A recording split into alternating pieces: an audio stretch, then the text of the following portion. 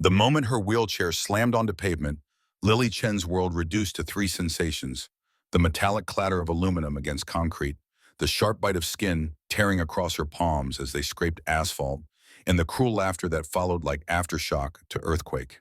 Pain radiated through her spine where old injuries never fully healed, phantom sensations in legs that hadn't felt anything real in 14 months.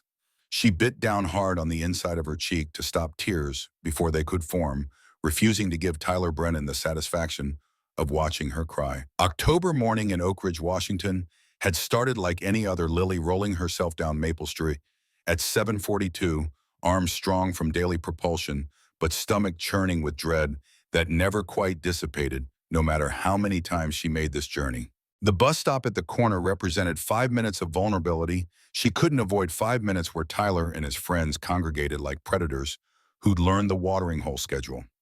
She'd tried leaving earlier, tried leaving later, tried different routes entirely, but Oak Ridge was small enough that all paths eventually converged at corners where escape became impossible.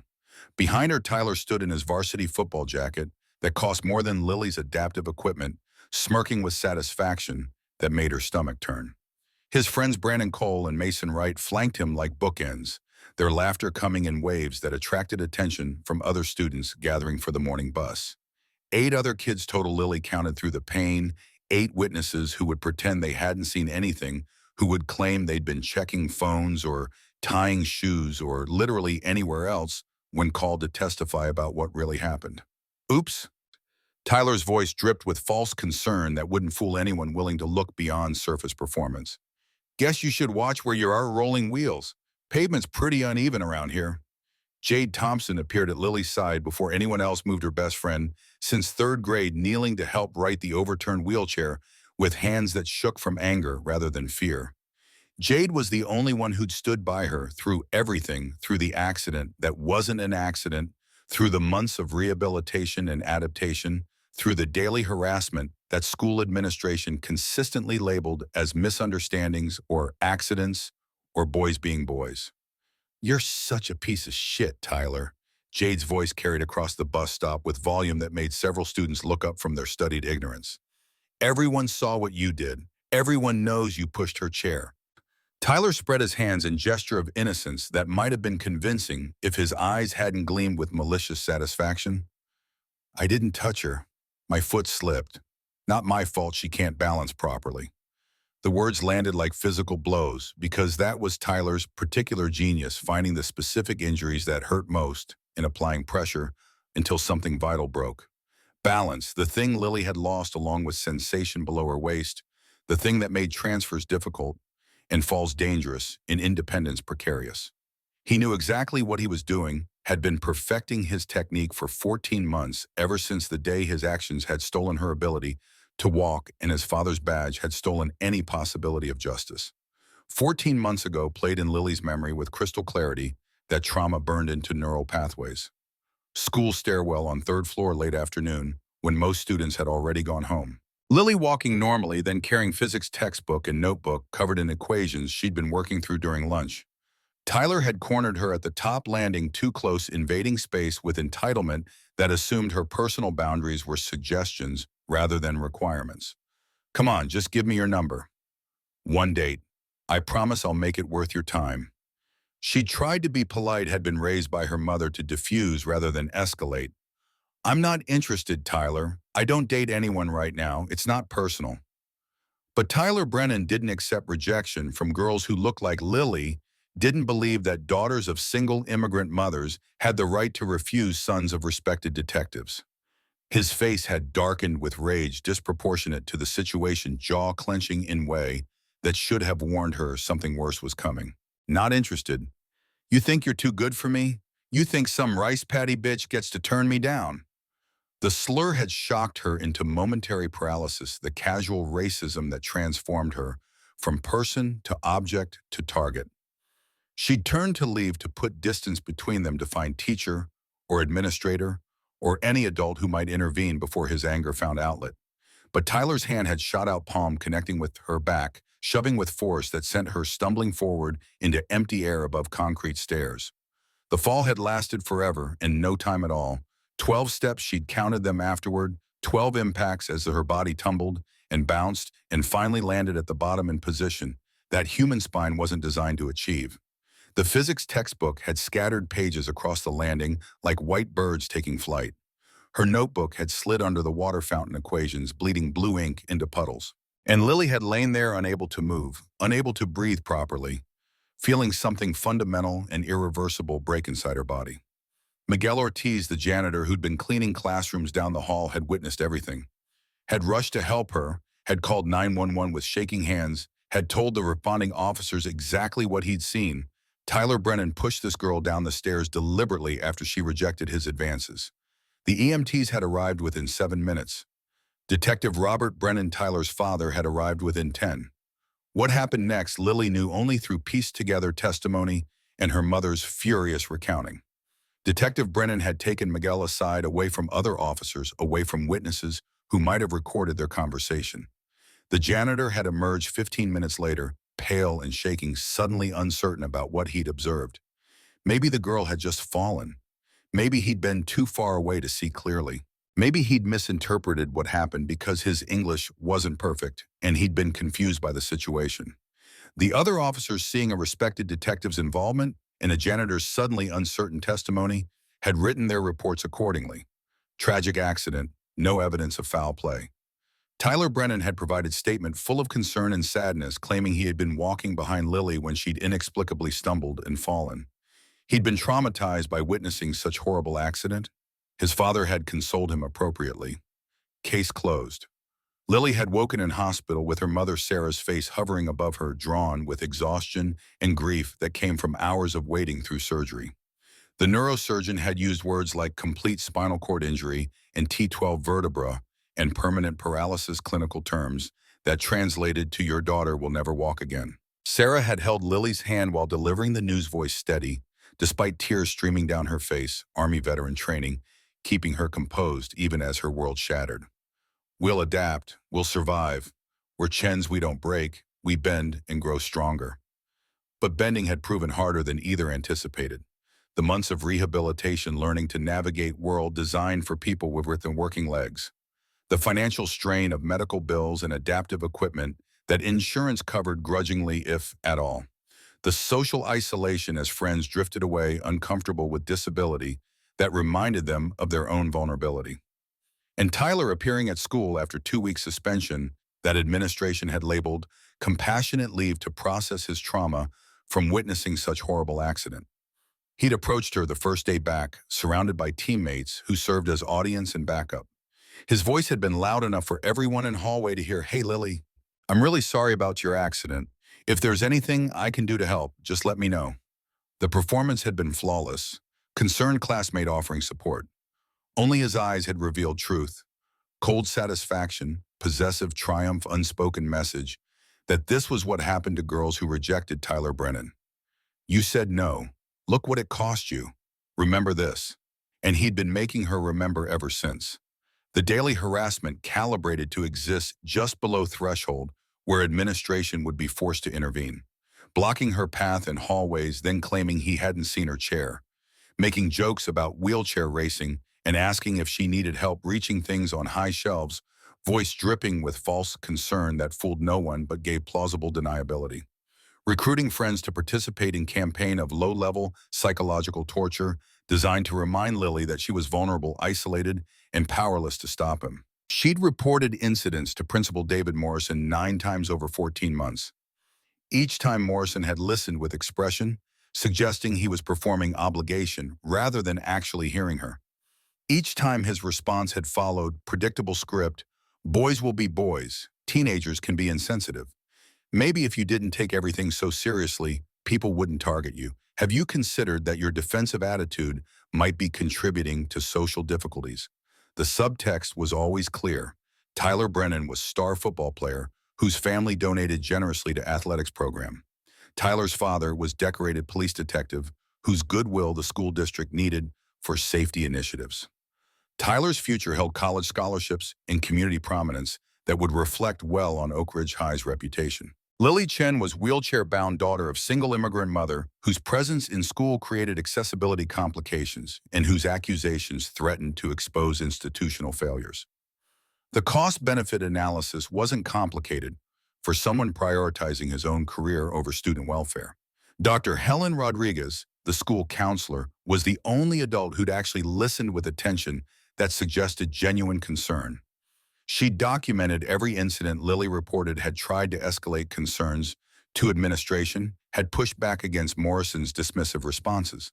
But counselors held advisory rather than disciplinary power, and Morrison had made clear that unless Lily could provide video evidence of serious assault, the school wouldn't pursue action that might jeopardize their excellent rating and the state funding tied to maintaining positive metrics. So Lily had learned to navigate a world where justice was a theoretical concept that didn't apply to her actual circumstances. She'd learned that systems existed to protect themselves rather than the vulnerable people they claimed to serve.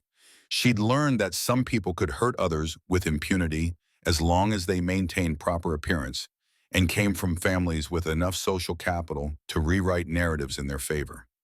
The learning had made her harder in ways that 14-year-olds shouldn't need to be, had taught her that survival required vigilance, that relaxation meant vulnerability, that the moment she let her guard down was the moment Tyler would find new way to remind her of her place in social hierarchy he'd constructed. This morning had been no different except for the physical violence that crossed-line Tyler usually avoided. Maybe he'd been emboldened by 14 months without consequences. Maybe his father had assured him that nothing Lily reported would ever stick. Maybe he'd simply decided that subtle psychological warfare had lost its appeal and escalation was necessary to maintain the fear he fed on. Jade helped Lily back into her wheelchair, checking her palms where skin had scraped away, leaving raw patches that stung when air hit exposed nerve endings. "We're reporting this. Principal Morrison can't ignore actual assault caught on video." She held up her phone showing footage she'd captured of Tyler deliberately kicking Lily's wheelchair before the fall. The evidence was clear, undeniable, the kind of proof that should have made difference in a world where evidence actually mattered more than social positioning. Tyler saw the phone and something shifted in his expression. Not fear exactly, but recalculation, assessment of whether this particular escalation might actually produce consequences his father couldn't erase.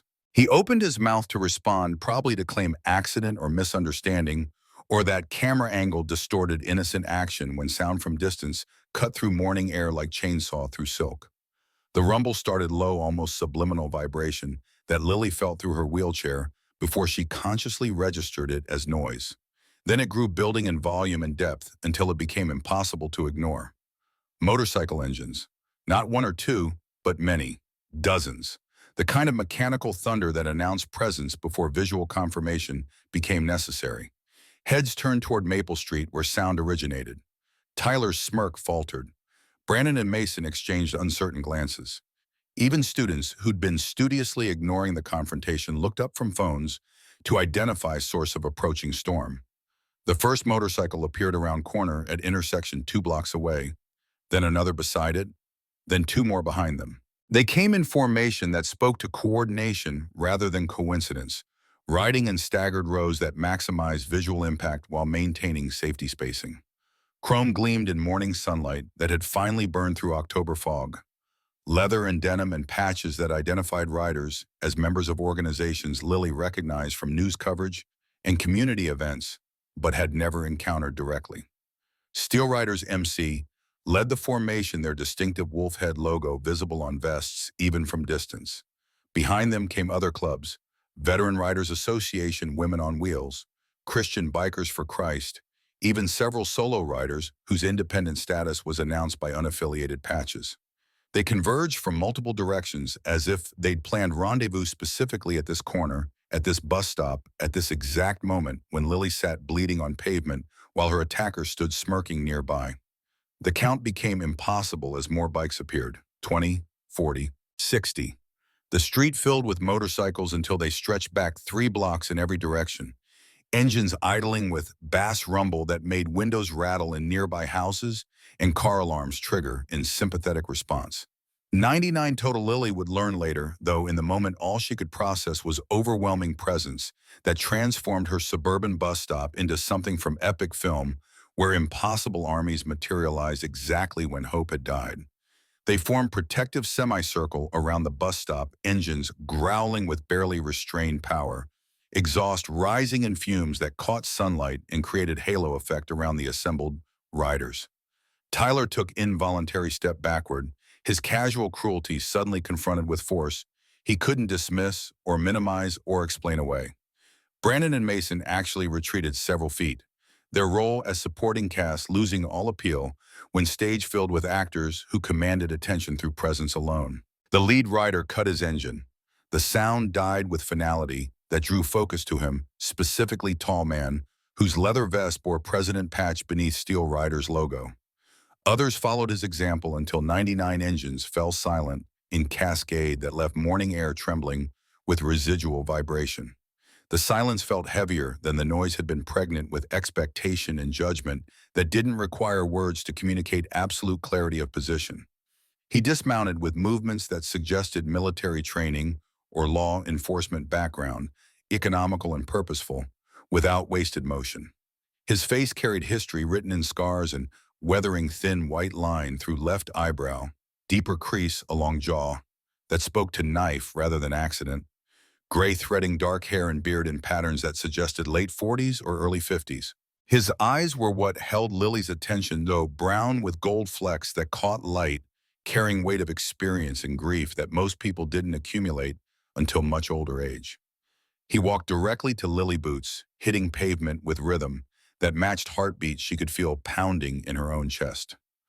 When he knelt beside her, his size became more apparent easily, 6'2" or 6'3" broad shoulders that came from physical labor, rather than gym membership hands scarred across knuckles in ways that suggested he'd fought battles and won through persistence rather than grace. But his touch when he righted her wheelchair was gentle, almost reverent, careful not to jar her or cause additional pain.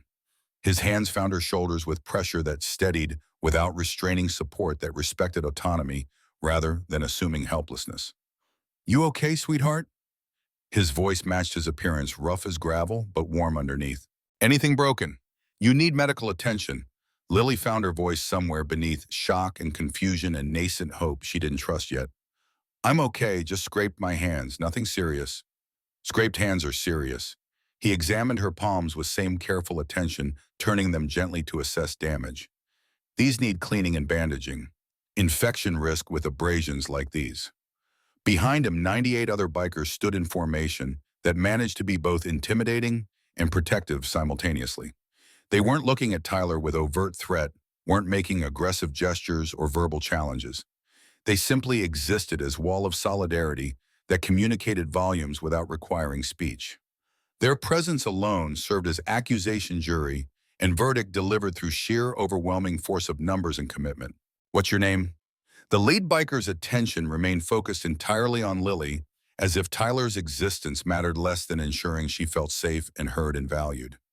"Lily Chen. I'm Marcus Sullivan. People call me Ghost."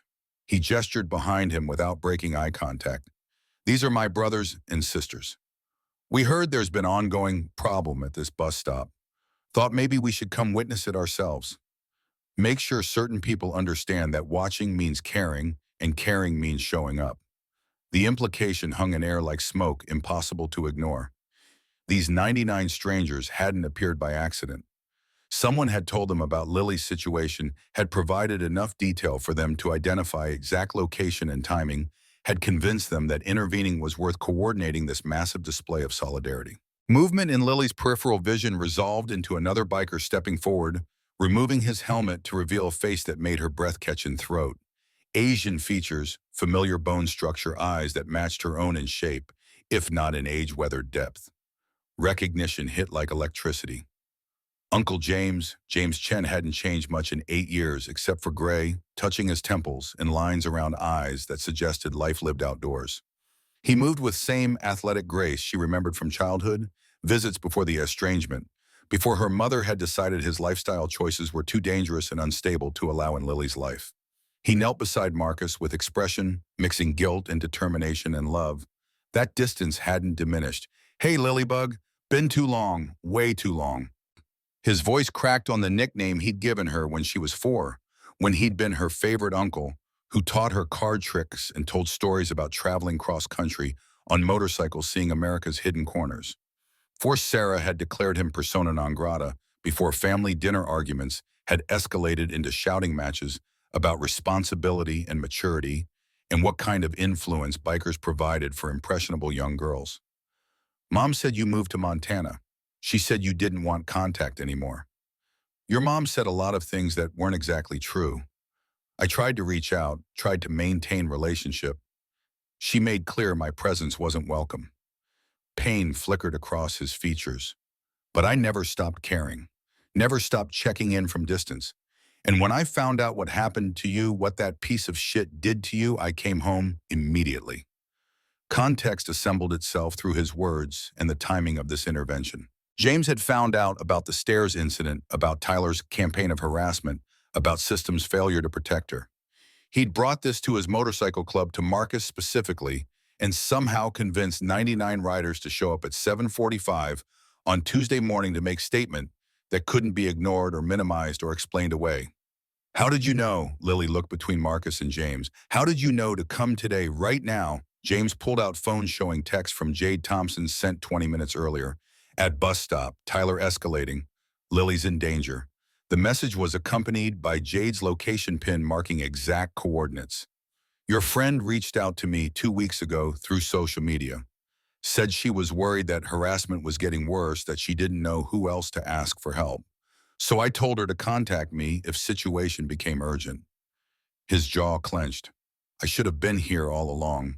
Should have fought harder to stay in your life. I'm here now. We're all here now. The school bus rounded corner, yellow paint bright against gray morning diesel engine, adding its rumble to the residual vibration still hanging in air. The driver, elderly woman whose name badge read Margaret Sullivan, no relation to Marcus despite shared name, stopped with expression, cycling through confusion to alarm to recognition as she processed scene before her. She opened doors, descended steps with practiced caution. What's going on here? Is someone hurt? Marcus stood, his height and presence commanding attention. Ma'am, I'm Marcus Sullivan, president of Steel Riders, MC. One of your students was just assaulted by another student. We happened to be in area conducting Ride for Charity and witnessed the incident. We're ensuring the victim receives appropriate care before continuing our day.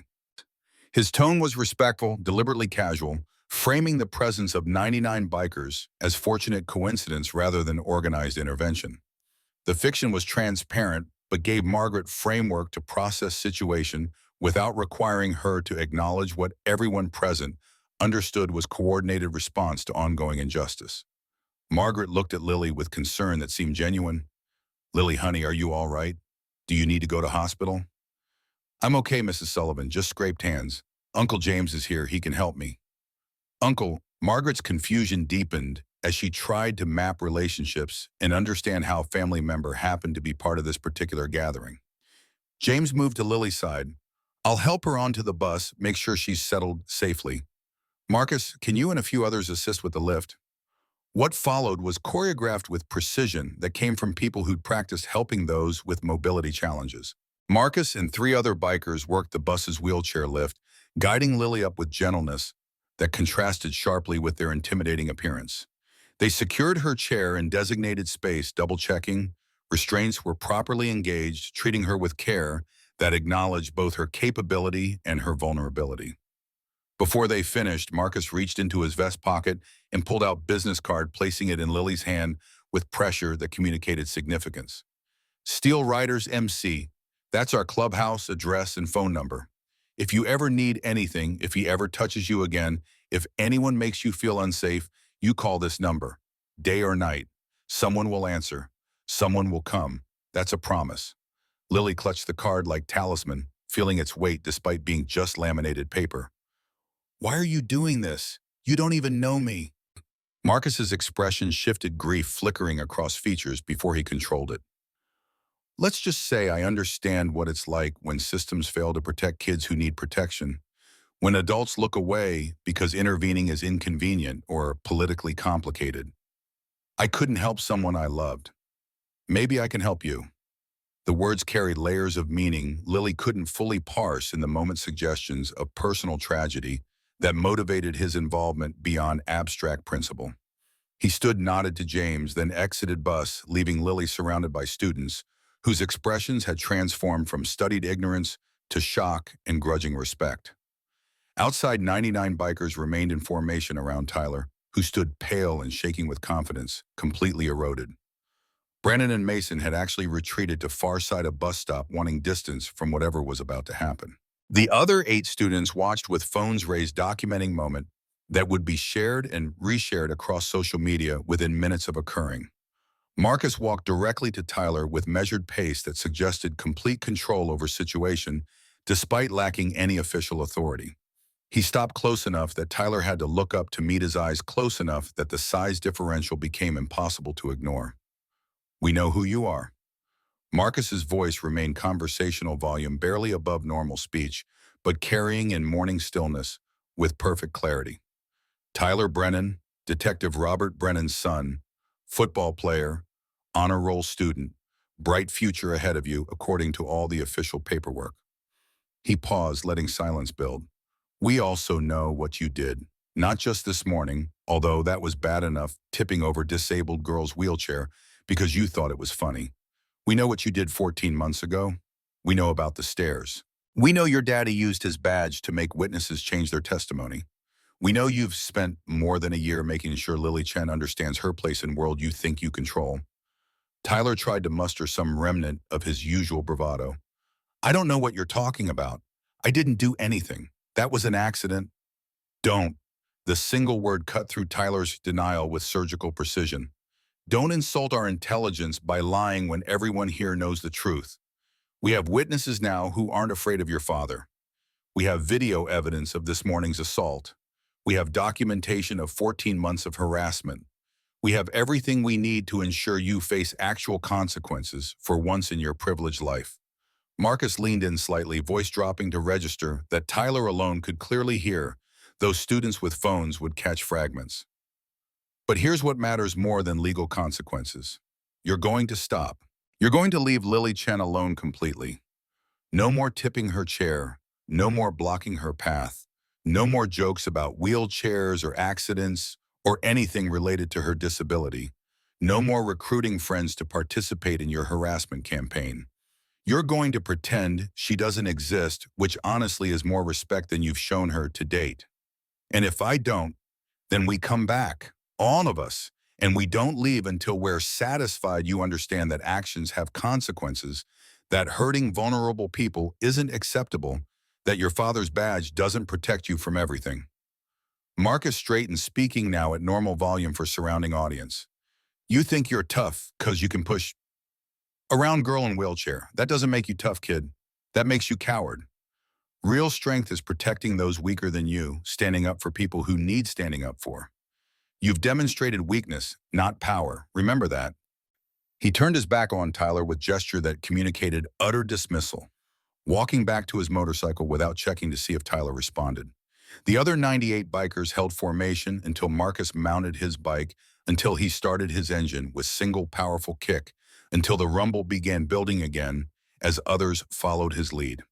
They departed in same coordinated formation they had arrived in, riding away in waves that gradually restored Maple Street to its normal, quiet suburban character. But the street itself had been transformed by their presence, marked in ways visible only to those paying attention. 99 motorcycles had turned one girl's isolated suffering into public spectacle that couldn't be dismissed or minimized.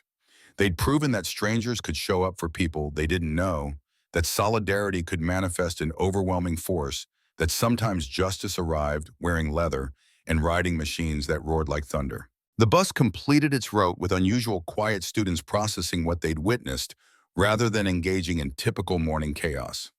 Some openly stared at Lily with expressions mixing awe and guilt, awe at the spectacle of protection guilt that they'd watched her suffer for months without intervening themselves. Others avoided eye contact, entirely uncomfortable with being forced to acknowledge their own complicity in her isolation. Jade sat beside Lily's secured wheelchair, holding her hand. "That was the most incredible thing I've ever seen. How did your uncle know? When did you contact him?" "I didn't. You did. You reached out to him 2 weeks ago. I was scared for you. Tyler's been getting worse, more aggressive. I knew telling teachers wasn't working, that Principal Morrison was useless. So I searched for your uncle on social media, found his profile said he was in Steel Riders MC, sent message, explaining what was happening. Her voice wavered. I didn't know if he'd even respond, didn't know if he'd care after so many years apart, but I had to try something. The admission made Lily's chest tighten with gratitude and grief in equal measure. Jade had advocated for her when Lily had stopped believing advocacy would accomplish anything, had reached beyond official channels to find someone who might actually care enough to intervene, had taken risk that could have backfired spectacularly if James had ignored the message or dismissed the concerns or agreed with Sarah's assessment that his lifestyle made him unsuitable influence. School materialized through bus windows as Margaret navigated final turns to drop-off Circle. Oak Ridge High looked exactly as it always did, brick buildings arranged around Central Courtyard football field, visible beyond parking lot, American flag snapping in breeze above main entrance. But everything felt different, now transformed by knowledge that Lily wasn't alone anymore, that witnesses existed beyond school administration's control, that Tyler's impunity had finally encountered force capable of challenging it. Students began disembarking with usual shuffle and noise. Several paused to look at Lily as they passed, some offering tentative smiles or nods that acknowledged shared experience. Maya Rodriguez, sophomore, who'd been on receiving end of Tyler's cruelty before Lily became primary target, stopped at wheelchair level. I'm glad someone finally stood up for you. I should have. I'm sorry I didn't. The apologies came in waves as morning progressed, guilt manifesting in awkward conversations and offers of help that Lily didn't necessarily need but appreciated nonetheless. Word spread through school with speed that only adolescent social networks could achieve. Video of the biker confrontation circulated across multiple platforms, views climbing into thousands within first hour. Local news picked up story by lunch, framing it as "Bikers Defend Disabled Teen," with footage and interviews from witnesses. Principal Morrison's response came at 1:15 when his secretary called Lily to main office over PA system. She rolled through familiar hallways with sense of foreboding that 14 months of experience had taught her to trust. Morrison's office smelled like coffee and institutional furniture, polished walls, decorated with diplomas and photos showing him shaking hands with local politicians and business leaders. He sat behind his desk wearing expression that mixed concern with a calculation, performance of caring administrator, overlaying strategy session about damage control. Miss Chen, I understand there was an incident at the bus stop this morning involving some motorcycle club members. I want to assure you that we take student safety very seriously, and we can't have outside groups intimidating our students on school property or at official bus stops. The framing was carefully constructed to position the bikers as problem, rather than Tyler's assault that had prompted their arrival. Lily felt familiar anger rising. They weren't intimidating anyone except the person who just pushed me out of my wheelchair. They were protecting me from ongoing harassment that I've reported to you 9 times without any action being taken. Morrison's jaw tightened fractionally. Those reports were investigated appropriately. We found insufficient evidence to support disciplinary action beyond counseling. But this morning's incident is different. We have video evidence of the altercation between you and Tyler, and we'll be addressing it according to our standard protocols. Altercation.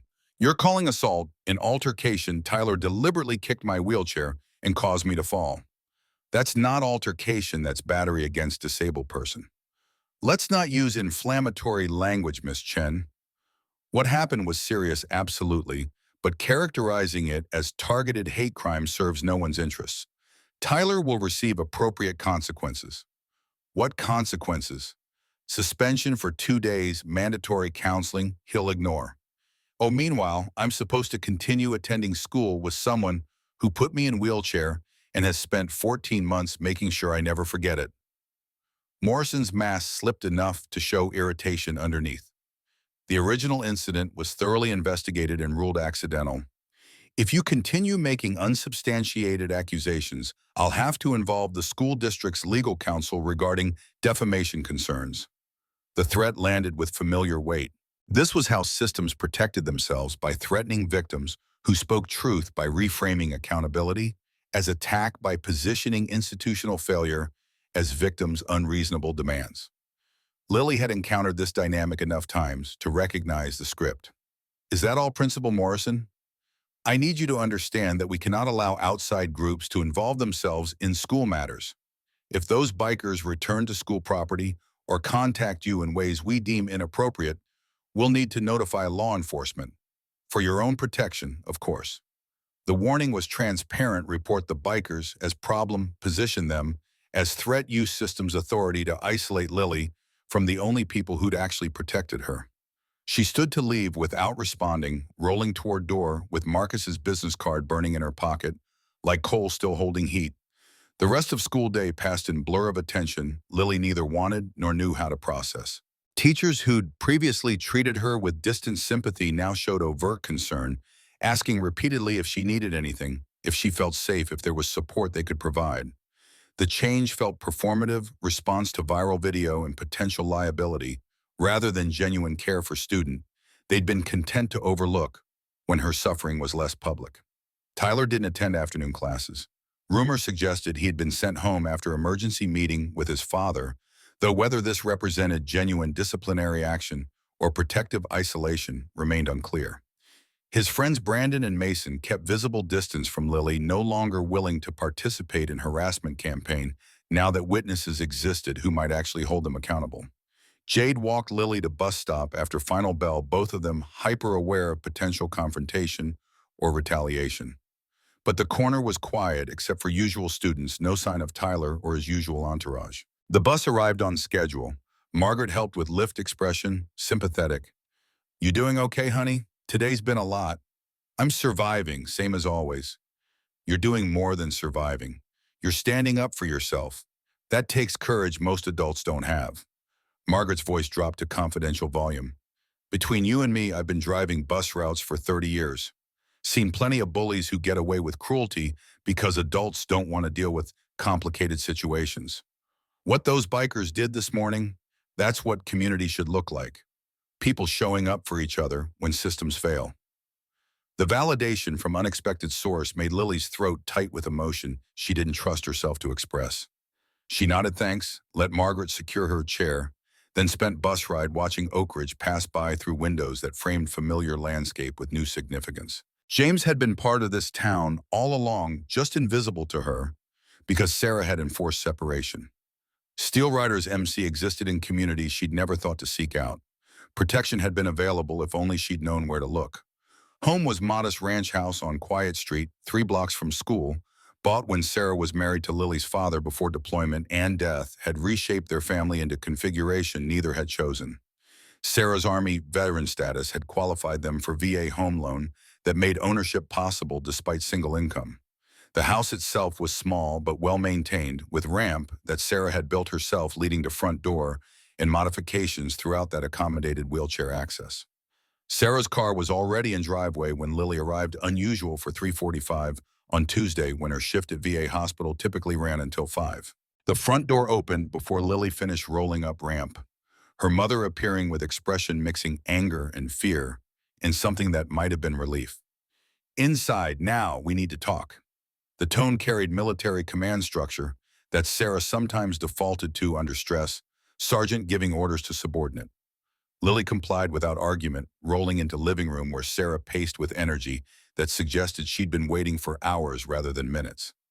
"What the hell happened this morning? I get call from Principal Morrison saying my daughter was involved in incident with motorcycle gang. Then I see video online showing 99 bikers surrounding your bus stop. Then James, who I haven't heard from in 8 years, sends me text saying we need to talk immediately. So start from beginning and tell me everything." Lily recounted the morning chronologically, from Tyler pushing her wheelchair to the biker's arrival to Marcus's intervention to school administration's response. Sarah listened with face cycling through emotions faster than Lily could catalog them: military discipline, warring with maternal fury. James did this. James called his biker friends and staged this massive intervention without consulting me, without asking permission, without considering consequences. The consequence is that Tyler stopped. The consequence is that people are finally paying attention. The consequence is that someone actually showed up to protect me when every official channel failed.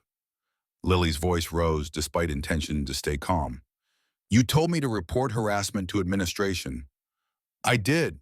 9 times. Nothing changed. You told me to document incidents. I did. It made no difference.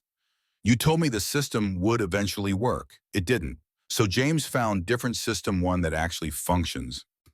Sarah stopped pacing, her anger shifting targets. You're right. I'm not mad at James. Not really. I'm mad at myself for letting pride and old arguments prevent me from asking for help. I'm mad at school for failing you so completely. I'm mad at that boy and his corrupt father for thinking they could hurt you without consequences. But James, her voice cracked. James did what I couldn't, protected you when I couldn't figure out how. The doorbell rang at 5:30 with aggressive insistence that suggested visitor wasn't making polite social call. Sarah checked window expression, darkening. Detective Brennan, stay here. She opened door without invitation for entry, blocking threshold with body language that communicated this wasn't friendly visit. Robert Brennan stood on porch in civilian clothes, detective shield, clipped to belt face flushed in way that suggested alcohol consumption on top of inherent anger. Even from living room, Lily could smell whiskey, could hear slight slur in words that should have been precisely articulated. You think you can sick your biker trash friends on my son? You think you can embarrass me with this public spectacle? I've got news for you. I can make your life very difficult. Immigration issues, CPS investigations, financial audits, whatever it takes to remind you that you're nobody in this town and I'm somebody. Sarah's voice remained level despite visible rage. Get off my property before I call your supervisor and report that you're drunk, making threats, and abusing your position. My supervisor plays golf with me every weekend. Who do you think he'll believe, decorated detective or bitter single mother with grudge? Brennan leaned closer, threatening through proximity. Your daughter should have stayed down when Tyler put her there. Should have learned her lesson.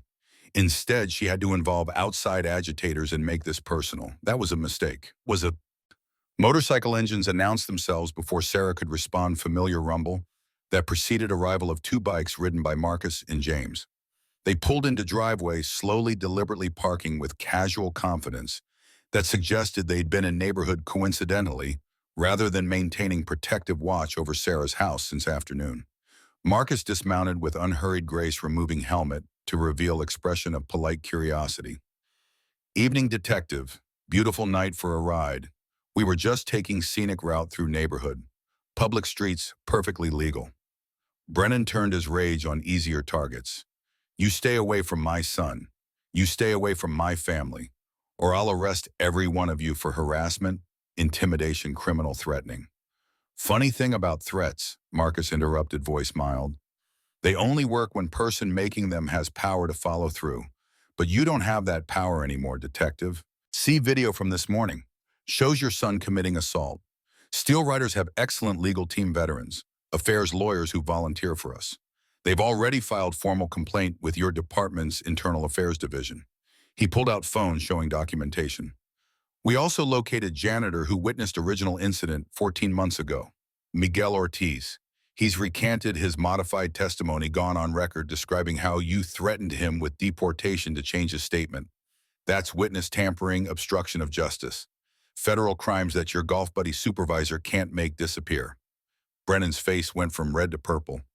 You can't prove any of that. It's my word against some illegals' claims. Miguel's not illegal. He's documented immigrant working legally. And his testimony is corroborated by medical records showing Lily's injuries were inconsistent with simple fall. By witness statements from other students who were too scared to come forward before. By pattern of behavior your son has displayed over 14 months. James stepped forward. You're done, Robert. Your protection of Tyler ends now. Standoff stretched with tension that promised violence if anyone made wrong move. Finally, Brennan stormed to his car, peeling away from curb with screech of tires that telegraphed impotent rage. Sarah stood in doorway, shaking, adrenaline crash hitting now that immediate danger had passed. Marcus approached porch. Ma'am, I'm Marcus Sullivan. I apologize for not introducing myself properly earlier. Your brother James came to me 3 weeks ago explaining your daughter's situation. We organized this morning's response to ensure Lily's safety. Sarah looked between Marcus and James, calculating, why would you care about girl you don't know? Because 2 years ago, my daughter died. Emma was 16, bright, kind, everything a parent hopes for. She was bullied relentlessly online, and schools said they couldn't control what happened on social media. Police said it was just kids being kids, And I didn't understand severity until I found her body in garage with car running and suicide note explaining she couldn't take the daily humiliation. His voice remained steady despite pain underneath. I failed Emma. I didn't protect her when she needed protection. When James told me about Lily, I saw Emma's story repeating child being failed by every system meant to protect her, adults looking away because intervention was inconvenient. I couldn't save Emma, but maybe I can save other kids. Maybe that's how I honor her memory. Sarah's anger drained, replaced by grief and understanding. I'm so sorry. No parent should lose child that way. No parent should watch their child suffer like Lily has either, which is why we're going to make sure it stops.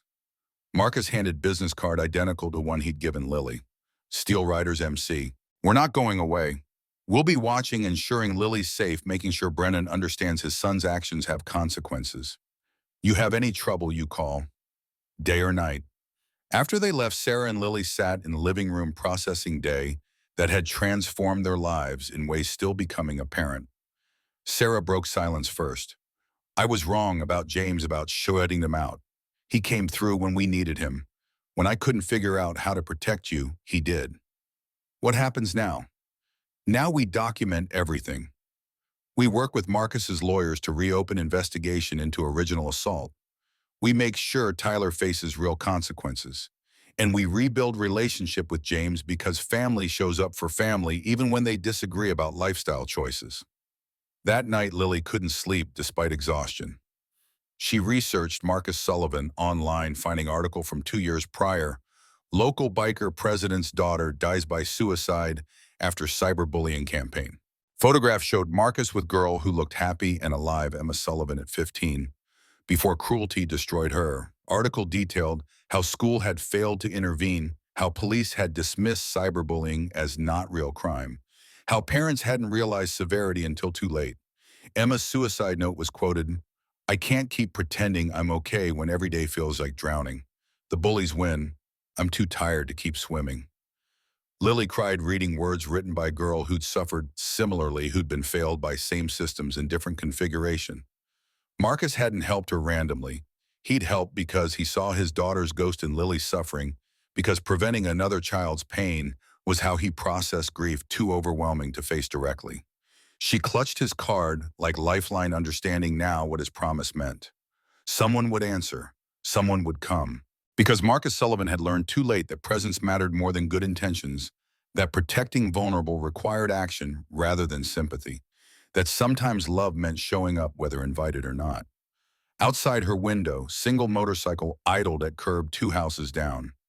James keeping watch, maintaining protective presence through night when threats felt most immediate. Lily recognized silhouette against streetlight, felt safety that came from knowing family was near.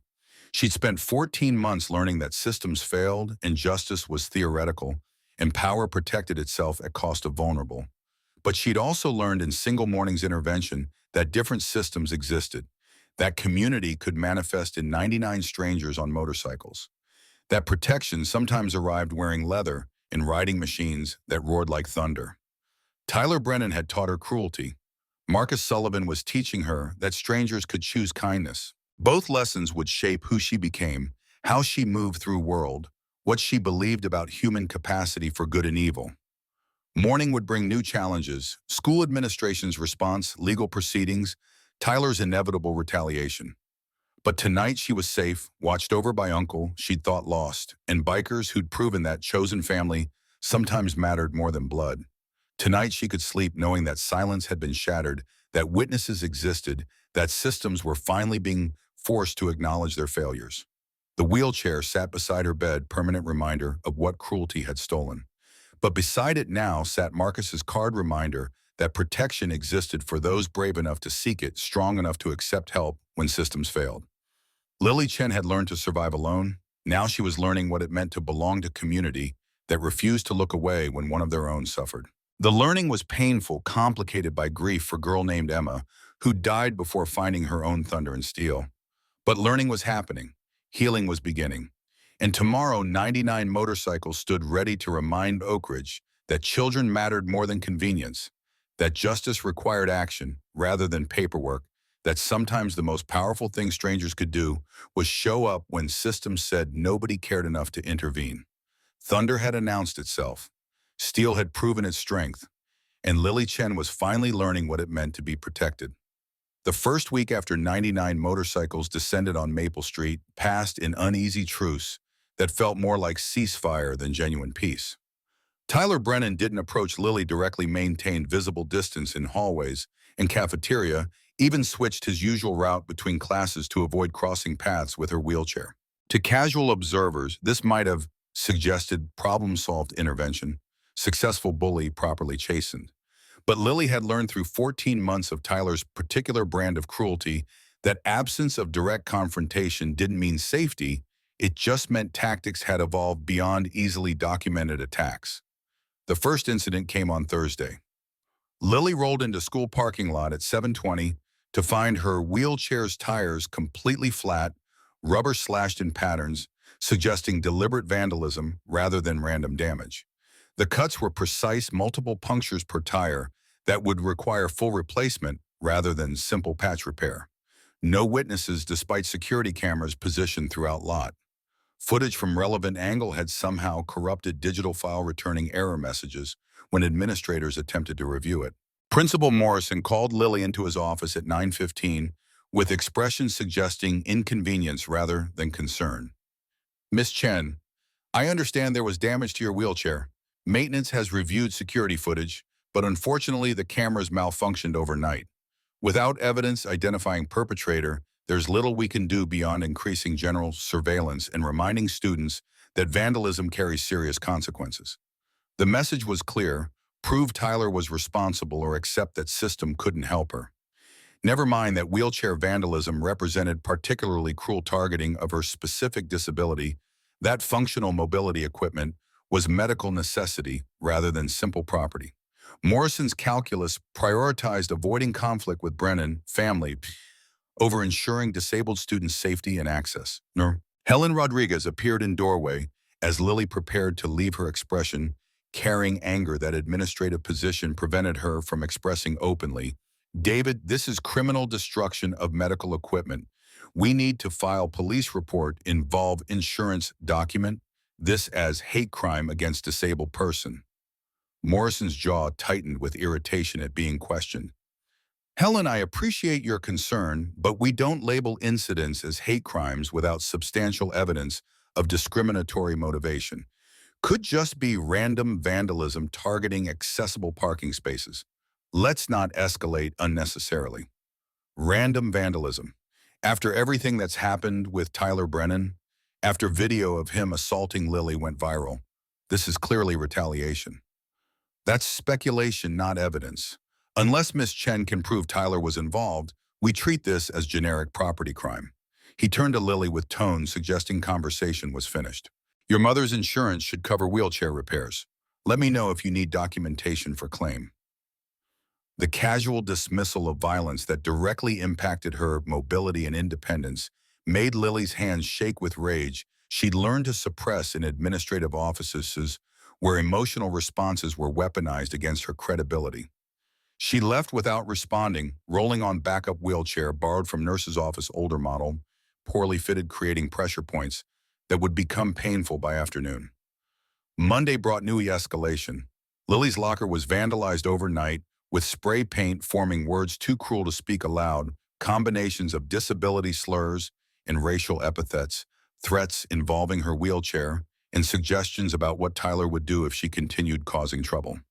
The paint had soaked through vent slots, ruining textbooks and notebooks inside, destroying semesters' worth of careful notes and assignments. This time, security footage showed figure in dark hoodie approaching her locker at 2:17 a.m.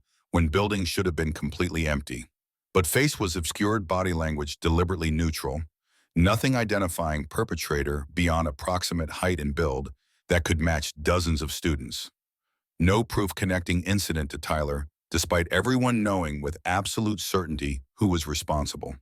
Principal Morrison's response followed predictable script: serious incident, deeply concerning, full investigation underway, can't draw conclusions without evidence. Perhaps Lily should consider transferring to different school where she might feel safer and less targeted. The suggestion that she should be the one to leave that victim, should accommodate bully, rather than institution addressing harassment, crystallized everything wrong with system designed to protect itself rather than vulnerable students it claimed to serve. The online campaign began Wednesday.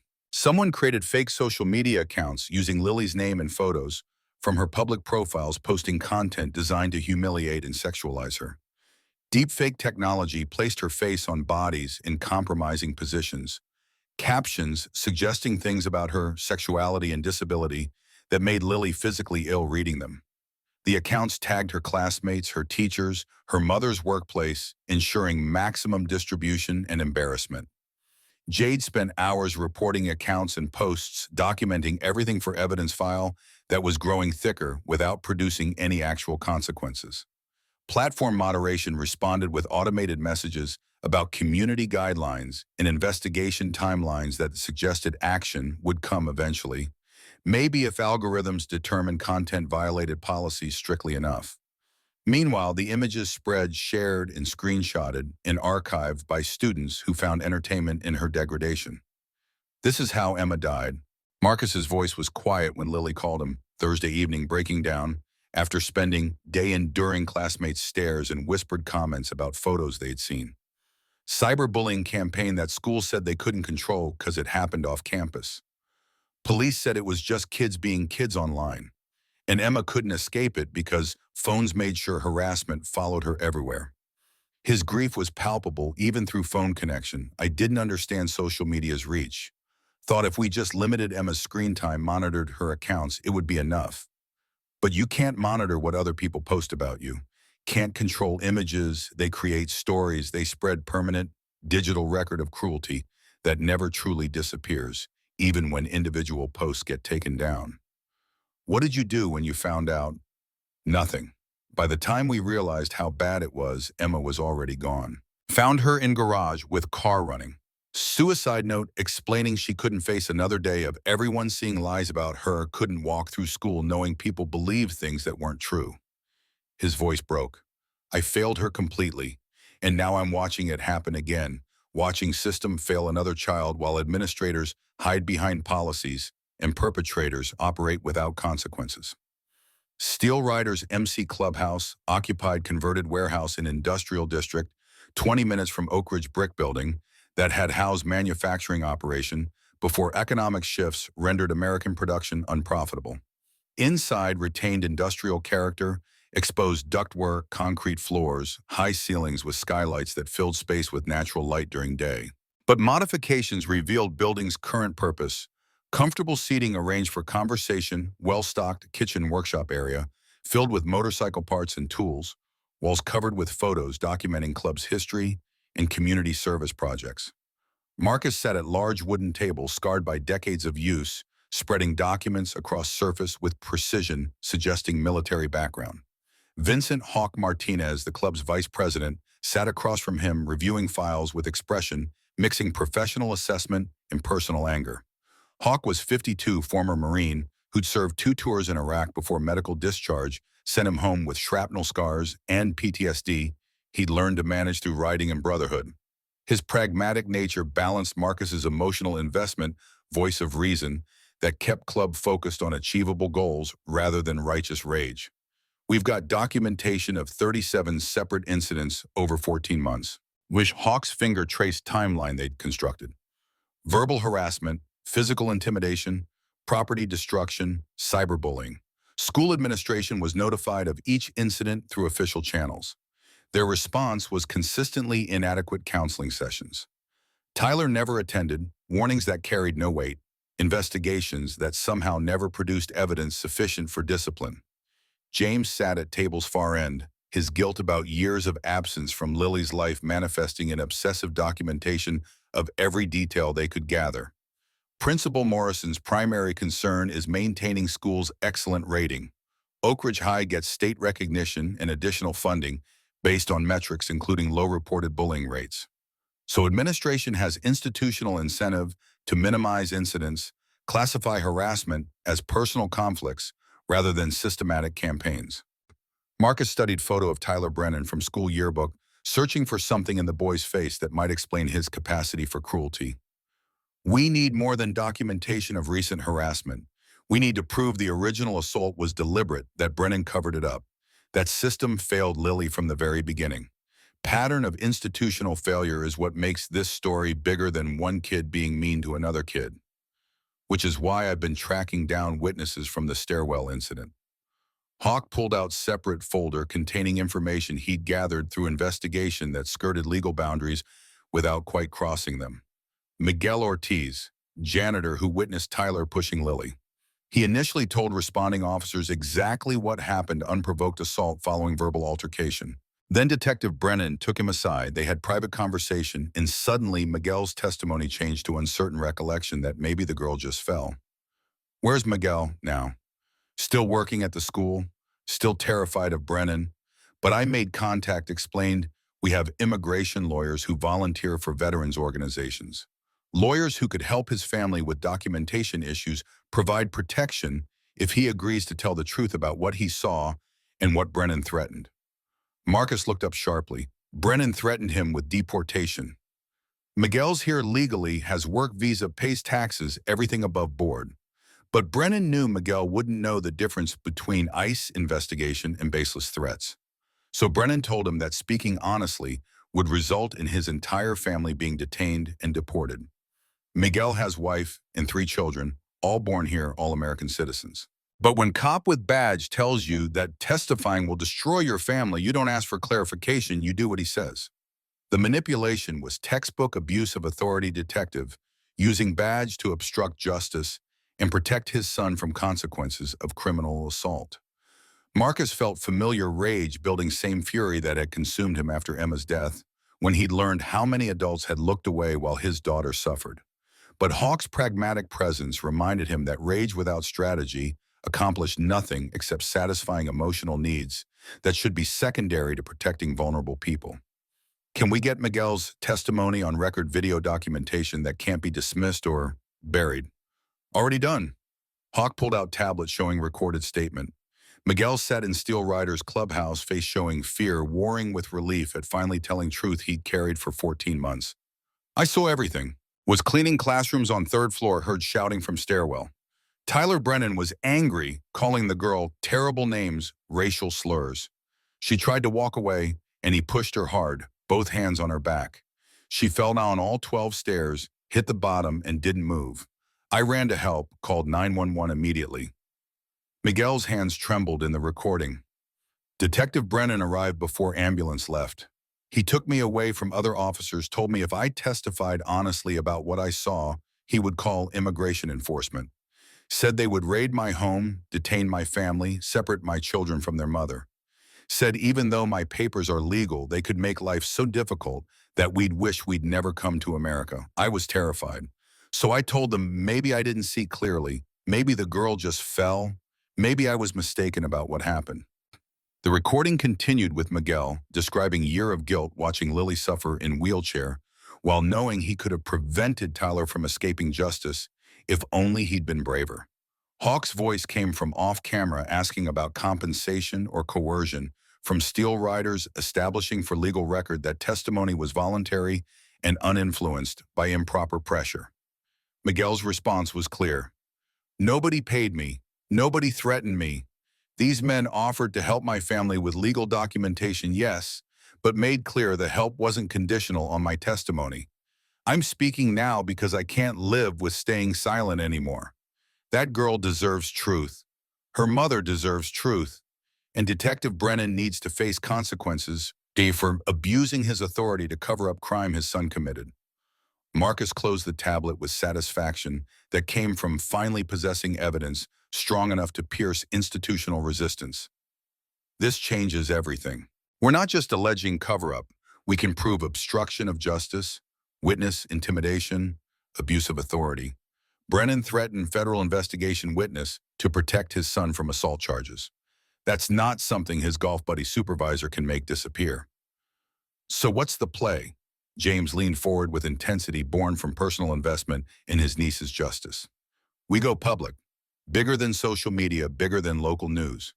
We present evidence to school board in open session where media will cover it, where community members will witness administration's failures documented in undeniable detail.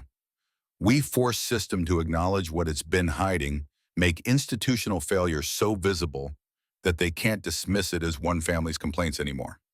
Hawk's expression showed concern about strategy's potential complications. School board confrontation could backfire. We show up in force with accusations and evidence. They could frame us as outside agitators trying to intimidate elected officials.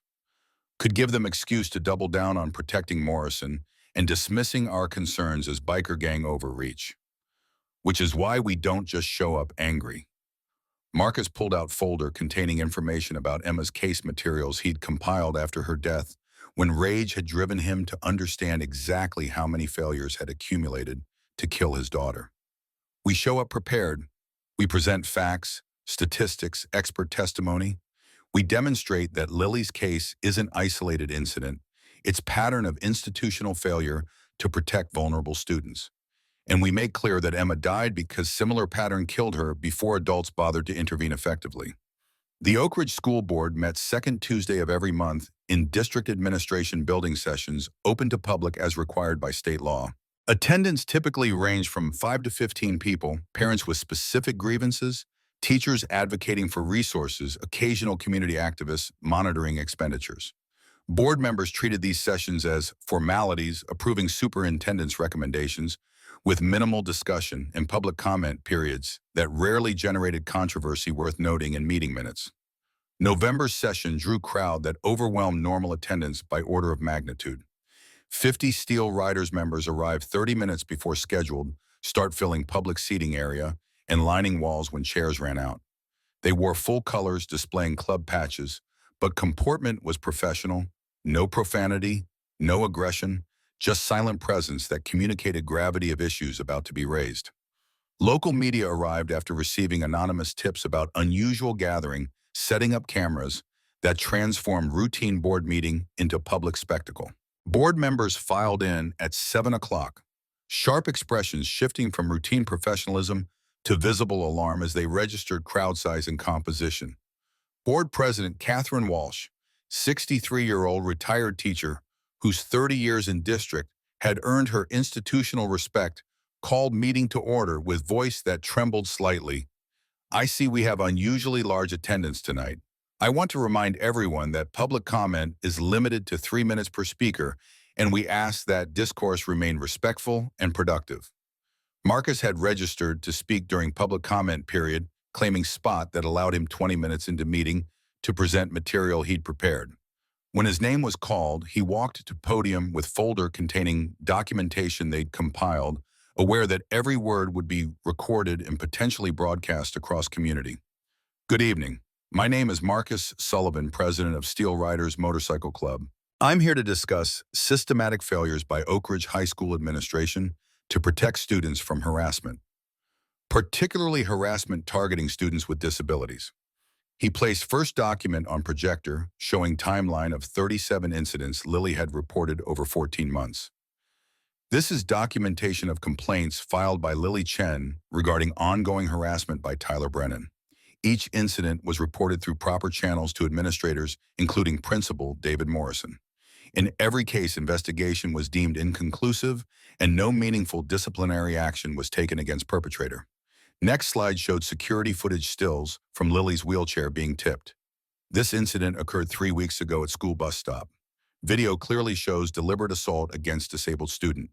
Yet Principal Morrison's response was to suspend Tyler Brennan for 2 days, same consequence student might receive for dress code violation or tardiness. No acknowledgement that assaulting student with disability constitutes hate crime under state law.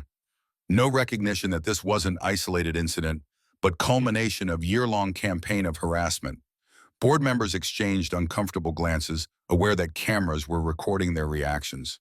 Superintendent Patricia Green attempted to interject, "Mr. Sullivan, I understand you have concerns, but public comment isn't appropriate forum for discussing specific disciplinary cases. Student privacy laws prevent us from." "I'm not asking you to discuss Tyler Brennan's discipline.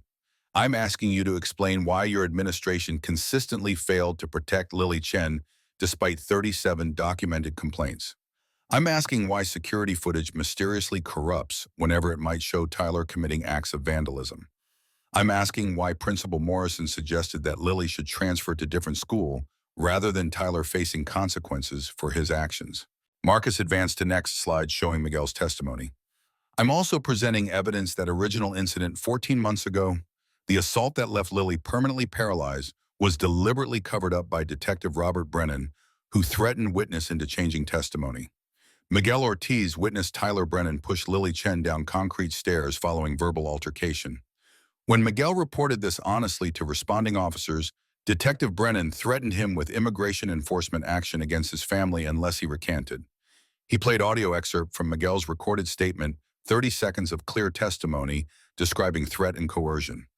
The room went silent except for Miguel's accented voice explaining how badge and authority had been weaponized to obstruct justice. This isn't just bullying. This is criminal assault followed by obstruction of justice, witness intimidation, and ongoing harassment enabled by school administration that prioritize reputation over student safety. Lily Chen has been failed by every system meant to protect her by police who covered up assault by school, that dismissed her complaints by society, that told her to be quiet and accept mistreatment because fighting back was too inconvenient for adults responsible for her welfare. Marcus paused, letting weight settle before delivering what he'd come to say. 2 years ago, my daughter Emma Sullivan took her life. She was 16, honor student, kind person who deserved protection she never received. Emma was bullied relentlessly through social media. When we reported it to her, school administrators said they couldn't control what happened on students' personal accounts outside school hours. When we reported it to police, they said cyberbullying wasn't real crime, just kids being kids. And Emma couldn't escape because phones made sure harassment followed her everywhere.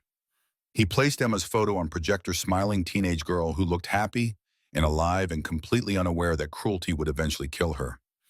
I didn't understand severity until I found Emma's body in our garage. She left note explaining that she couldn't face another day of everyone believing lies people spread about her online. She died because adults failed to protect her. Because systems designed to keep children safe instead protected bullies from consequences. His voice remained steady despite emotion underneath. When I learned about Lily Chen's situation, I saw Emma's story repeating. Another child being failed by institutions. Another bully operating without accountability because his father had power to rewrite narratives.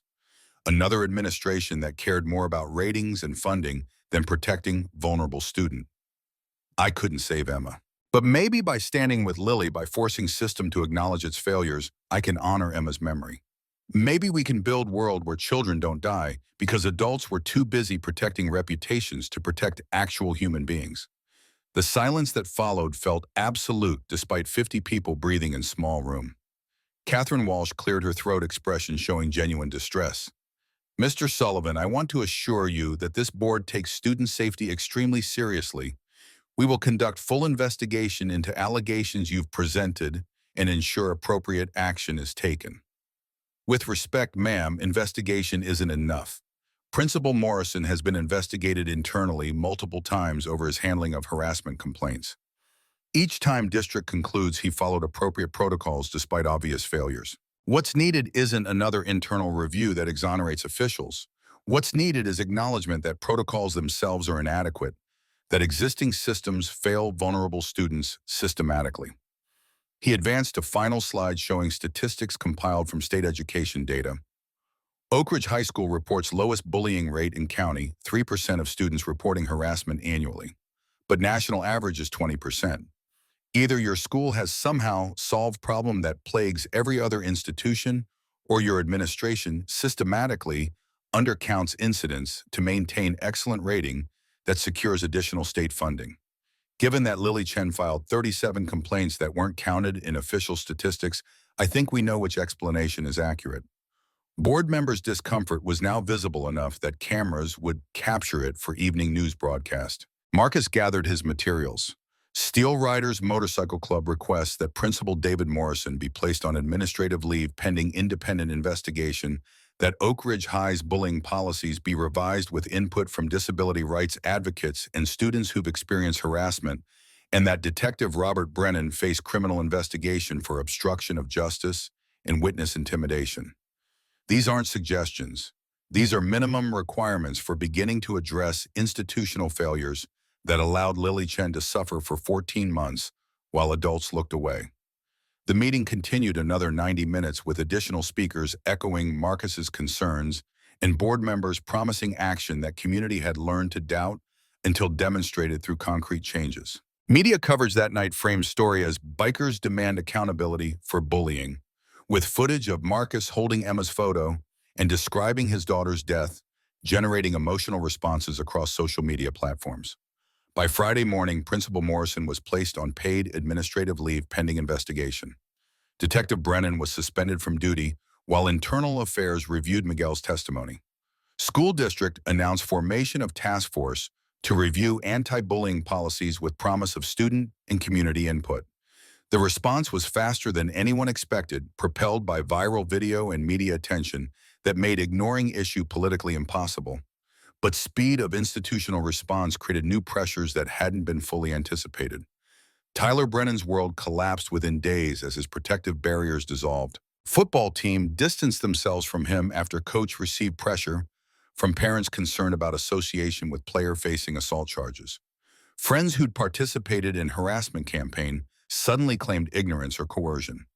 Social media accounts that had mocked Lily now posted performative statements about standing against bullying users, deleting their own past participation in hopes of avoiding accountability. Tyler's psychological state deteriorated under combined weight of public scrutiny and private consequences that had previously been deflected by his father's authority. Detective Brennan's response to losing control was predictable. He drank more heavily, blamed everyone except himself and his son, took out rage on family members who couldn't escape or defend themselves effectively. Patricia Brennan had endured her husband's violence for 15 years through combination of fear, economic dependence, and belief that staying together served children's interests better than divorce would.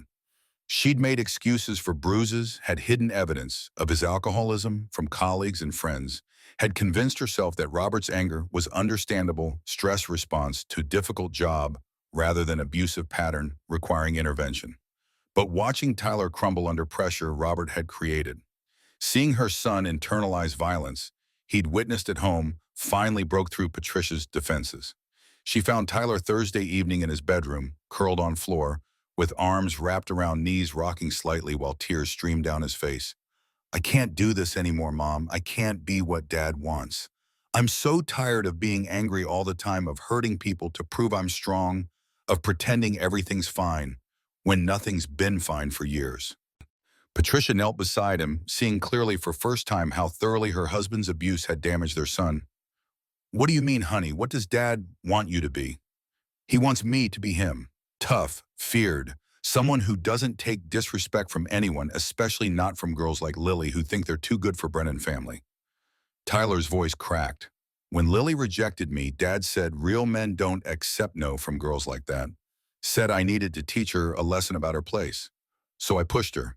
And when she got paralyzed, Dad made sure nobody could prove what I did. And then he told me I needed to keep reminding her that crossing us has consequences." The confession poured out years of Robert coaching Tyler in manipulation and cruelty, praising him when he dominated weaker students, punishing him when he showed empathy or kindness that Robert labeled as weakness. Tyler had learned to be cruel because cruelty earned his father's approval. Had learned to hurt others because being hurt at home required outlet for rage that couldn't be directed at its actual source. Patricia listened with growing horror, recognizing patterns she'd ignored or rationalized. She made decision that night, gathered essentials, while Robert passed out drunk in living room, took Tyler directly to Dr. Helen Rodriguez's home despite late hour. Helen answered door and bathrobe alarm, shifting to professional concern as she assessed Patricia's expression and Tyler's traumatized state. "Patricia, Tyler, what happened? I need help. We both need help. I need to report domestic violence. Need to get Tyler and myself to safety. Need to tell the truth about what's been happening in our home." Patricia's voice shook but held firm. "My husband has been abusing Tyler since he was 8 years old. Robert taught him that violence is how you solve problems, that controlling people weaker than you proves strength. He encouraged Tyler to intimidate Lily, told him that hurting her was justified because she disrespected our family by rejecting him. Everything Tyler's done to that girl, Robert trained him to do it. Helen brought them inside immediately, calling domestic violence advocates and child protective services. Over next 3 hours, Patricia provided documentation she'd been secretly collecting photos of Tyler's bruises over years, recordings of Robert's verbal abuse evidence that Detective Brennan had been using his position to cover up his own domestic violence incidents, in addition to Tyler's assault of Lily. Tyler gave statement describing his father's abuse and how it had shaped his treatment of Lily.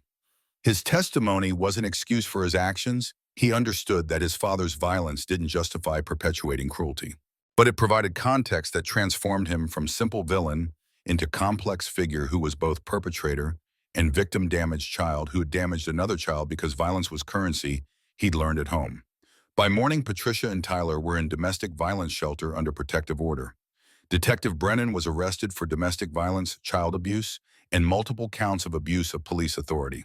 His career ended not with investigation into covering up Tyler's assault, but with exposure of his own systematic violence against family members who'd finally found courage to speak truth about their suffering. The revelation complicated narrative in ways that made simple moral judgments inadequate. Tyler had genuinely hurt Lily, had permanently disabled her through deliberate violence, had spent 14 months ensuring she never forgot what he'd taken from her. Justice required consequences for those actions. But Tyler was also a 15-year-old boy who'd been systematically abused by father wielding authority and violence to shape him into a reflection of same toxicity. Accountability could coexist with the acknowledgement that hurt people frequently hurt people, that cycles of violence perpetuated across generations until someone found strength to break patterns. Lily struggled with this complexity when Sarah explained what had emerged about Tyler's home situation. "He paralyzed me. He made my life hell for over a year. I'm supposed to feel sorry for him now because his father beat him." "You don't have to feel anything. Your feelings about Tyler are valid regardless of his circumstances." Sarah's voice was gentle but firm. "But understanding why people become cruel doesn't excuse cruelty, it helps prevent future cruelty." Tyler learned violence from watching his father. If he gets help now, maybe he doesn't become the next Detective Brennan. Maybe he breaks cycle instead of perpetuating it. "That's not my responsibility to fix." "No, it absolutely isn't.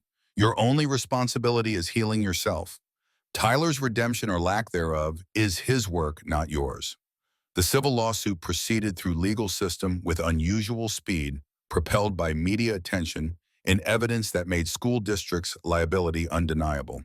Steel Riders volunteer attorneys filed on Lily's behalf against Oak Ridge School District Detective Robert Brennan and Tyler Brennan for assault causing permanent disability, deliberate infliction of emotional distress, violation of civil rights, and systemic failure to protect disabled student. Courtroom was packed for testimony phase. Marcus sat directly behind Lily for support, visible reminder that she wasn't alone. Defense attorneys hired by school districts' insurance attempted strategy of discrediting Lily's version of events, suggesting her memory might be flawed or that academic stress had contributed to original fall. "Isn't it true you were experiencing academic pressure that year? That your grades had declined in months before incident?" Lily's voice remained steady despite trembling hands. "My grades were fine. I had 3.8 GPA. And even if I'd been failing every class, that wouldn't explain why." I remember Tyler Brennan calling me rice patty bitch before pushing me down 12 concrete stairs. I remember every second. The pain, the fear, waking up unable to feel my legs, realizing my life had changed forever because I said no to someone who couldn't accept rejection. She looked directly at Tyler sitting at defendant's table, and I remember him never apologizing, never showing remorse. Instead, spending 14 months making sure I knew my place, mocking my wheelchair, organizing harassment campaign, trying to break whatever pieces of me survived that fall. Tyler's attorney, public defender assigned after Brennan family assets were frozen, requested permission for her client to testify. Tyler took stand with visible reluctance, face showing exhaustion and genuine remorse that contrasted with arrogance he'd displayed throughout harassment campaign. "I did push Lily Chen down the stairs. It was assault. My father told me to teach her lesson about disrespecting our family by rejecting me. Then he used his badge to threaten witness into changing testimony so I wouldn't face consequences." Tyler's voice cracked. I'm not making excuses. My father's abuse doesn't justify what I did to Lily. Nothing justifies permanently disabling someone because they said no. Nothing justifies spending a year making sure they never forgot how powerless they were. He looked at Lily. I'm sorry. That doesn't fix anything. Doesn't give you back what I took. But I'm sorry. And I'm trying to understand why I became person capable of that cruelty, so maybe I can become someone different. Someone better. Someone who doesn't hurt people to feel powerful. Jury deliberated 7 hours before returning. Verdict: Tyler Brennan guilty of assault causing permanent disability. Detective Robert Brennan guilty of obstruction of justice, witness intimidation. Domestic violence. Oak Ridge School District liable for negligent supervision, deliberate indifference to known harassment, violation of civil rights under Americans with Disabilities Act. Sentences came week later. Tyler received 18 months juvenile detention plus 5 years probation, mandatory therapy throughout probation period, 500 hours community service, focusing on disability rights advocacy. Robert Brennan received 5 years state prison for combined charges. School district ordered to pay $2.3 million settlement plus implement comprehensive anti-bullying program designed with input from disability rights organizations. Outside courthouse media surrounded Lily requesting statement.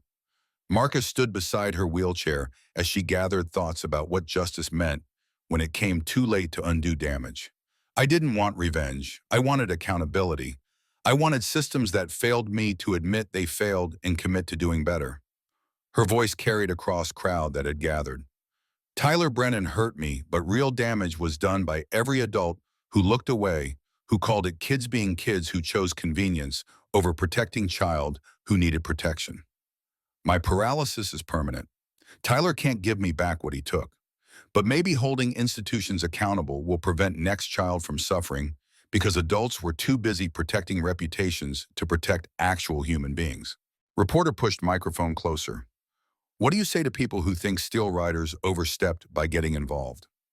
Some community members have criticized their intervention as vigilante justice.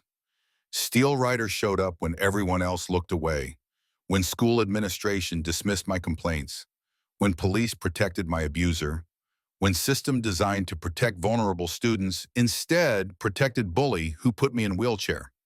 Maybe if adults had done their jobs, bikers wouldn't have needed to intervene. But they did need to, and they did intervene, and I'm grateful they cared enough to make my suffering visible when institutions wanted to keep it hidden. Another reporter turned to Marcus. Mr. Sullivan, why did steel riders get involved? What's your personal connection to this case? Marcus pulled out photo he carried in vest pocket image of Emma smiling on her 16th birthday 3 months before she died. My daughter Emma was bullied to death. Schools said they couldn't control social media. Police said cyberbullying wasn't real crime, and I didn't understand severity until I found her body. She died because systems failed her, and I failed to protect her from those failures. His voice remained steady despite pain underneath. When I learned about Lily, I saw Emma's story repeating. Child being failed by institutions, bully operating without consequences, adults looking away because intervention was inconvenient. I couldn't save Emma, but maybe by standing with kids like Lily, by forcing systems to acknowledge failures, I honor Emma's memory. Maybe we build a world where children don't die or suffer permanently because adults prioritize convenience over protection. That night, Marcus drove to cemetery where Emma was buried, first visit in months, because grief made proximity unbearable. He placed fresh flowers on her grave, knelt in grass that groundskeepers kept carefully maintained. I'm trying, baby girl. Trying to be father you needed me to be. I know I can't save you, you're gone and nothing brings you back. But maybe I can save others like you. Maybe that's how I live with failing you. Maybe that's how I turn worst thing that ever happened into something that prevents other parents from feeling what I feel. Behind him, headlights appeared as motorcycles began arriving. Not just steel riders, but representatives from every club that had shown up that October morning at Lily's bus stop. 99 bikes lined Cemetery Road, engines idling in respectful rumble before being cut to silence. They'd come to pay respects to Emma, to show Marcus he wasn't alone in grief, or mission to demonstrate that brotherhood meant carrying each other's burdens when weight became too heavy for one person to bear. Marcus stood turning to face assembled riders. They dismounted in unison, walking forward to form circle around Emma's grave. No one spoke. No words were adequate. They simply stood witness to girl they'd never met, honoring memory of child whose death had transformed her father's grief into purpose that protected others. The silence held until Marcus finally broke it. Thank you for showing up, for standing with me, for proving that Emma's death wasn't meaningless if it motivates us to protect vulnerable kids from suffering she endured. They stayed another hour sharing memories of Emma and stories of other children they'd helped since forming Ride Against Bullying program. The gathering was part memorial service, part strategic planning session, part grief support group for men and women who understood that healing required action rather than passive acceptance of tragedy. When they finally departed, leaving Marcus alone with his daughter's grave one final time before heading home, he felt something shift inside. Not healing exactly Emma's loss would never heal completely, but since that pain could be transformed into purpose, that failure could motivate future success, that sometimes honoring dead meant protecting living with ferocity born from understanding precisely how precious and fragile life really was. Thunder and Steel had announced themselves at Lily's bus stop.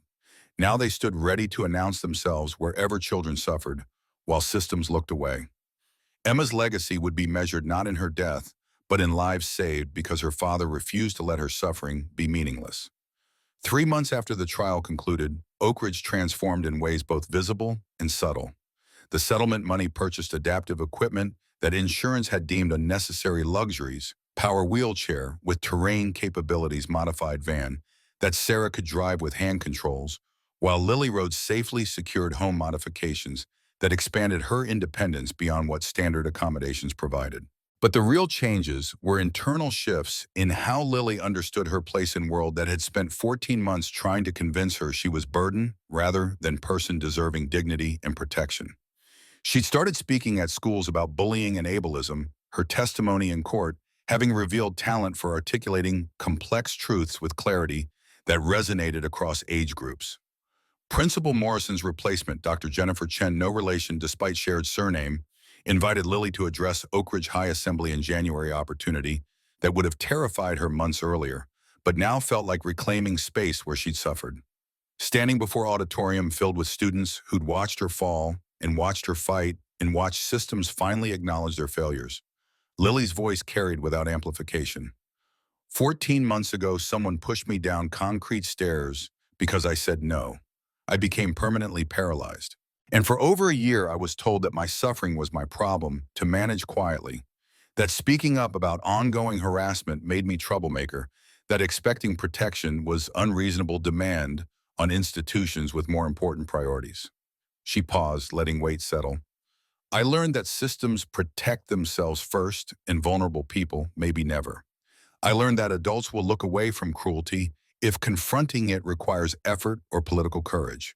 I learned that some people can hurt others with impunity as long as they maintain proper appearances and come from families with enough power to rewrite narratives. Her gaze swept across students, some of whom had participated in her harassment, others who'd remained silent witnesses. But I also learned that strangers can become family, that 99 people I'd never met could show up on motorcycles because they believed no child should suffer alone. That community can manifest in unexpected forms when traditional institutions fail. That protection sometimes arrives wearing leather and riding machines that sound like thunder. She gestured to back of auditorium where Marcus James and several other steel riders stood. These people didn't help me because they knew me. They helped because they'd seen what happens when adults fail to protect vulnerable kids. Because Marcus Sullivan's daughter died after being bullied and he couldn't save her, so he dedicated himself to saving others. Because my Uncle James loved me even through 8 years of family estrangement. Because brotherhood means showing up when it matters, even when it's inconvenient or uncomfortable or requires confronting powerful people. The assembly ended with standing ovation that felt less like celebration and more like acknowledgement, students recognizing that they'd witnessed something significant, that Lily's transformation from victim to advocate represented possibility they could embrace or reject, depending on choices they made about their own character. Steel Riders established formal partnership with Oak Ridge School District, monthly visits to conduct anti-bullying assemblies, and provide mentorship for at-risk students. The program extended beyond preventing cruelty to addressing root causes, poverty, family instability, abuse trauma that manifested in children hurting other children because hurt was language they'd learned at home. Marcus found unexpected purpose in connecting with troubled kids, seeing in their anger and fear echoes of pain that had consumed Emma before systems failed her completely. The clubhouse transformed into after-school safe space where students could complete homework, learn motorcycle mechanics, talk with adults who'd survived their own trauma, and found paths toward healing. Jade Thompson became regular presence, her own home situation rough enough that Steel Rider's stability felt more nurturing than her mother's alcoholism and rotating boyfriends. Marcus noticed her attachment to community they'd built, worked with Sarah to establish informal guardianship that gave Jade stable home without requiring legal proceedings that might further destabilize her family. Sarah and James sat across from each other at Chen family dinner table for first time in 8 years. Conversations stilted initially before muscle memory of sibling relationship reasserted itself. Sarah had cooked traditional dishes their mother used to make: braised pork belly, stir-fried vegetables, rice that filled kitchen with aroma that transcended years of separation. "I was wrong about you." Sarah's voice was quieter than usual. Army Sergeant authority softened by genuine remorse. "I judged your lifestyle choices, decided motorcycle club membership made you irresponsible and dangerous. I was so focused on what I thought you should be that I couldn't see who you actually were. Man who built chosen family, who found purpose through brotherhood, who came through for my daughter when I couldn't figure out how to protect her." James set down chopsticks, meeting his sister's eyes.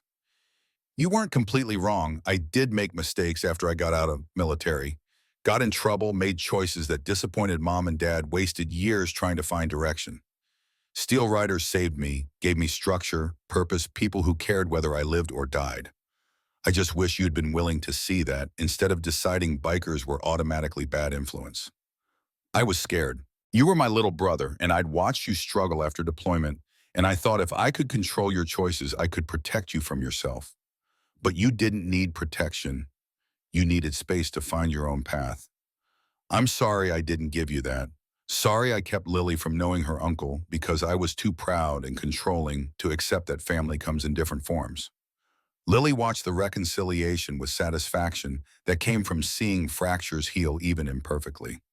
James had moved back to Oak Ridge, permanently rented apartment 10 minutes from Sarah's house, became active presence in Lily's life, teaching her motorcycle mechanics despite her inability to ride, sharing stories about their family history that Sarah had never thought to tell, providing male figure who showed care without expectation of control. The relationship wasn't immediately easy. 8 years of separation had created gaps that conversation couldn't instantly bridge. But they were building something new from foundation of shared love for Lily.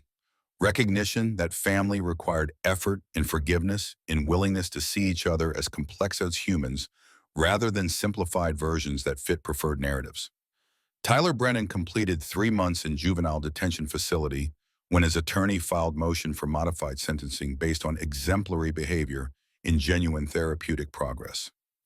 The hearing brought Lily face-to-face with boy who destroyed her life context, now including knowledge of abuse he'd suffered that had shaped him into person capable of such cruelty. Tyler had changed, visibly lost arrogance that had characterized his presence before, carried himself with humility that came from being completely stripped of privilege and power he'd taken for granted. Intensive therapy had begun unpacking trauma his father had inflicted, teaching him to recognize patterns of violence he'd internalized and replicated. His testimony before a judge was raw with emotion that couldn't be manufactured. "I hurt Lily Chen because my father taught me that hurting people weaker than you proves strength, that controlling others demonstrates power, that girls who reject you need to be punished to understand their place. I learned violence is love language. If Dad hit me, it meant he cared enough to discipline me. If he didn't hit me, I wasn't worth his attention." He paused, struggling for composure. "Understanding why I became cruel doesn't excuse what I did. Lily's paralyzed because I pushed her. She spent 14 months suffering because I wanted her to remember what happened when someone crossed me. No amount of therapy or remorse gives her back what I took. But I'm trying to understand how I became person capable of that so I can become someone different, someone who breaks cycle instead of perpetuating it. Judge reviewed psychiatric evaluations, therapy progress reports, statements from detention facility staff describing Tyler's transformation. Lily was given opportunity to address court to express her views on whether modified sentencing served justice or undermined accountability. She took her time responding, aware that words carried weight beyond this specific case. Tyler Brennan permanently disabled me. Spent over a year making sure I never forgot how powerless he'd made me. Part of me wants him to suffer the way he made me suffer. Wants him locked up long enough to truly understand what he took from me. Her voice steadied. But another part recognizes that hurt people hurt people. That Tyler learned violence from his father the way other kids learn to read or ride bikes. That if he gets help now, maybe he doesn't become next Detective Brennan. Maybe he spends his life making amends by helping other kids escape cycles of abuse before they hurt someone the way he hurt me. She looked at Tyler directly. I don't forgive you. I may never forgive you. You don't deserve my forgiveness, and I don't owe you my healing. But I don't object to modified sentencing if it includes conditions that ensure you're genuinely changed and genuinely committed to making sure no other kid suffers because of violence you've internalized. Judge granted modified sentencing, time served plus 5 years, intensive probation, mandatory therapy, twice weekly, 500 hours, community service, specifically focused on disability rights, advocacy, complete prohibition on contact with Lily unless she initiates it. Additionally, Tyler was required to complete high school equivalency through alternative program and maintain employment that demonstrated responsibility and character development. Marcus offered Tyler a job at Steel Rider's automotive shop decision that generated significant controversy within club and community. Several members objected to helping person who'd committed such serious harm, argued that forgiveness came too easily and accountability required harsher consequences.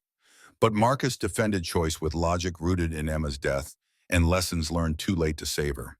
Emma's bullies never faced real consequences.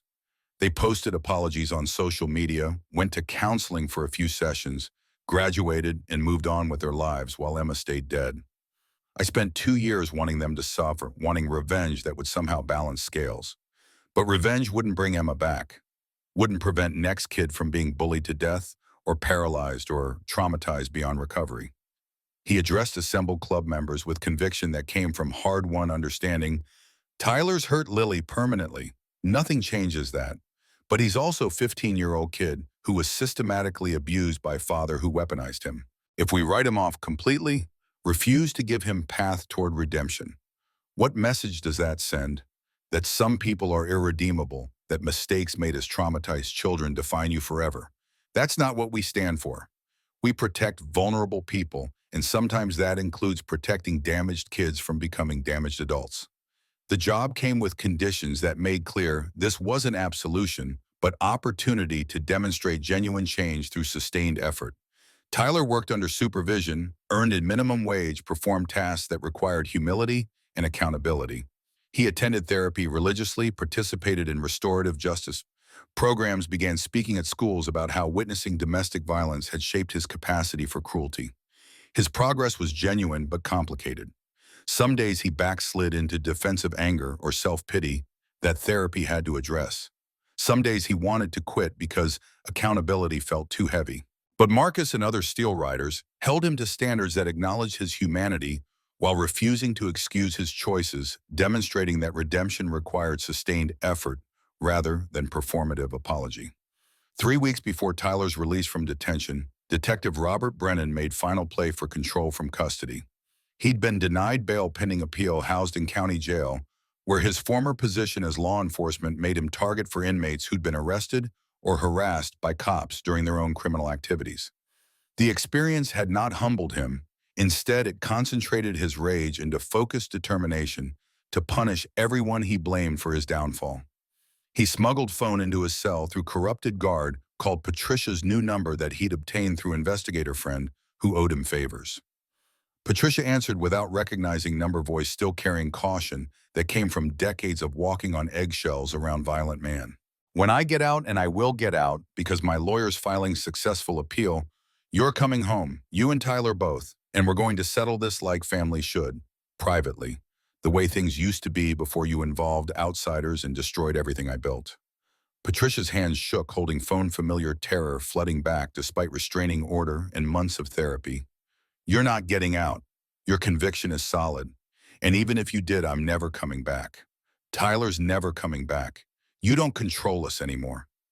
Don't I? His voice carried menace that transcended physical distance.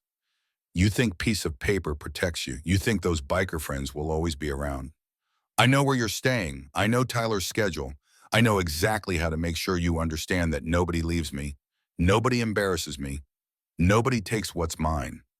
Patricia hung up immediately, reported threat to authorities.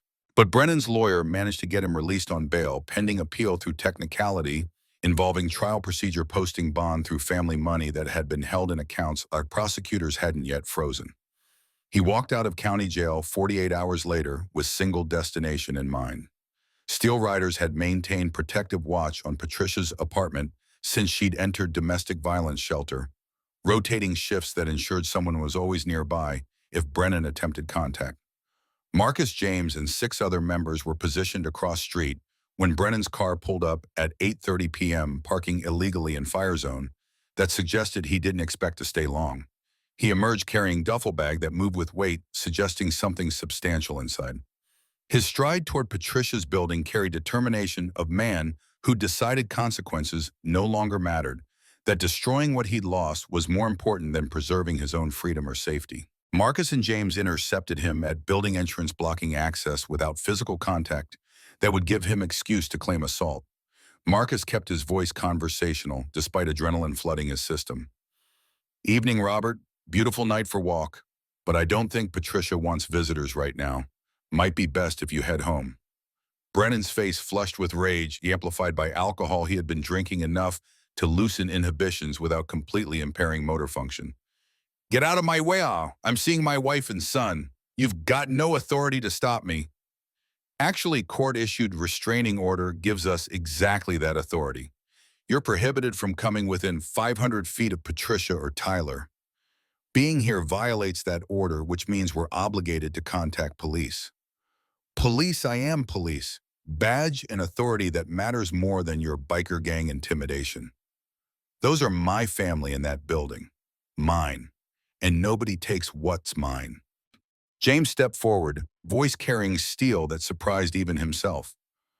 They're not your property, Robert. They're human beings who finally escaped your control. Tyler's getting help, real help that he should have gotten years ago before you turned him into reflection of your own violence.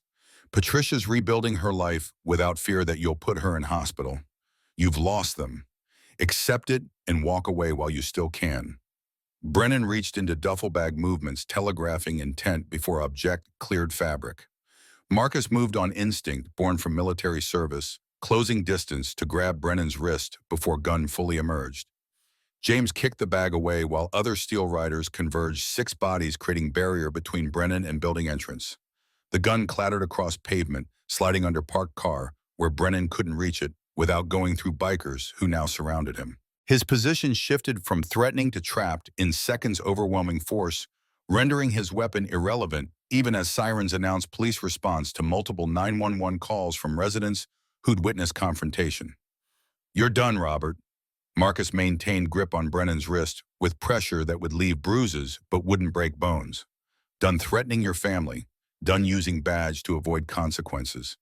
Done hurting people who can't fight back effectively. This is where it ends. You arrested for violating restraining order, with weapon adding years to sentence you're already serving. Patricia appeared at second-floor window with Tyler beside her, both watching their tormentor finally facing consequences he'd avoided through decades of manipulation and intimidation. Tyler's expression showed complex emotions, fear of father who'd traumatized him, satisfaction at seeing him subdued, grief for what their relationship could have been if Robert had chosen love over control. Police arrived with lights but no sirens, 4 units responding to report of armed domestic violence situation. Officers recognized Brennan immediately, former colleague, now disgraced man, whose corruption had embarrassed department and generated media scrutiny nobody wanted. Their sympathy for his situation was minimal, professionalism maintained, but warmth completely absent. Robert Brennan, You're under arrest for violating protective order possession of weapon while subject to restraining order, attempted assault with deadly weapon. You have right to remain silent. The arrest was thorough and public neighbors recording on phones media, arriving within minutes after monitoring police scanners picked up officer-involved incident. Brennan's final attempt at control became viral video showing him screaming threats while being loaded into patrol car promising vengeance against everyone who destroyed his life through their disloyalty and betrayal. But his threats carried no weight anymore. He'd lost badge, lost authority, lost family, lost freedom that wouldn't be restored for minimum 10 years after new charges were added to existing sentence. His power had been rooted entirely in institutional position and capacity to intimidate. Through violence with both removed, he became ordinary man, facing ordinary consequences for extraordinary cruelty. Tyler watched his father taken away with tears streaming down, face grief for relationship that had never been healthy, but still represented only father he'd known. I'm sorry, Mom, for everything, for believing his lies about strength and control, for hurting Lily because I thought that's what being man meant, for not protecting you when he hurt you because I was too scared and confused to understand what was happening. Patricia held him while both cried release of tension they'd carried for years, finally manifesting in tears that represented grief and relief in equal measure. Marcus gave them space, understanding that this moment belonged to them. Mother and son reclaiming their lives from man who'd stolen their autonomy through systematic abuse disguised as family discipline. 6 months after 99 motorcycles had first surrounded Oak Ridge bus stop community, held Rally for Bullying awareness that filled entire City Park with 500 attendees. Steel Riders led motorcycle procession from courthouse to park engines, creating thunder that announced, this wasn't casual gathering, but statement about priorities and values. Media covered event extensively, framing it as example of community responding to institutional failures through grassroots organizing and sustained advocacy. Lily served as keynote speaker, positioned at microphone with Marcus standing slightly behind in gesture of support rather than control. She'd prepared remarks carefully, but now looking across crowd that included classmates and teachers and strangers who'd followed her story, words felt inadequate for what needed expressing. 14 months ago, I was pushed downstairs and paralyzed. Person who hurt me faced no consequences because systems protected him. I spent years being tormented because adults who should have protected me looked away from cruelty that was inconvenient to address. I reported harassment 37 times. Each report was dismissed as misunderstanding or exaggeration, or me being too sensitive about normal adolescent conflict. Her voice strengthened. Then one morning, 99 strangers on motorcycles showed up. They didn't know me, didn't owe me anything, but they stood for me because they believed no child should suffer alone while adults pretended not to notice. Marcus Sullivan couldn't save his daughter Emma from bullying that killed her, but he refused to let her death be meaningless. He turned grief into action, became protector. His daughter needed, but never received. She gestured to Marcus. That's what community should look like. People showing up for each other when systems fail. People choosing courage over convenience. People recognizing that protecting vulnerable requires more than thoughts and prayers, requires sustained effort and willingness to confront power even when confrontation carries personal cost. Marcus took microphone with reluctance that came from preferring action to words. Emma died 2 years ago. She was 16, bright, kind, everything parent hopes their child becomes. Bullies tormented her online and school said they couldn't control social media. Police said cyberbullying wasn't real crime. My wife and I didn't understand severity until we found Emma's body with suicide note explaining she couldn't face another day of humiliation. He showed Emma's photo to crowd. I failed my daughter completely. Didn't recognize warning signs. Didn't push hard enough against systems that dismissed her suffering. Didn't understand that love without action is just sentiment that accomplishes nothing. Emma died because I was too patient with institutions, too willing to trust that adults would eventually do right thing. His voice roughened. When James Chen told me about his niece Lily being terrorized with no one helping, I saw Emma's story repeating. Child being failed by every system meant to protect her. Adults looking away because intervention was inconvenient. I couldn't save Emma, she's gone and nothing brings her back. But maybe by standing with kids like Lily, by forcing systems to acknowledge failures, I honor Emma's memory.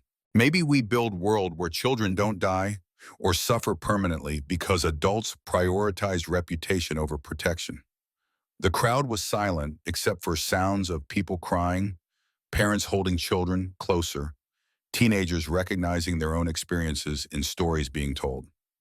Marcus continued, "Steel Riders isn't about motorcycles or leather or looking intimidating. We're fathers and mothers, veterans and teachers, nurses and mechanics who believe children deserve protection. We're people who've learned that systems fail vulnerable people systematically unless citizens force accountability through sustained pressure and unwillingness to accept platitudes instead of action."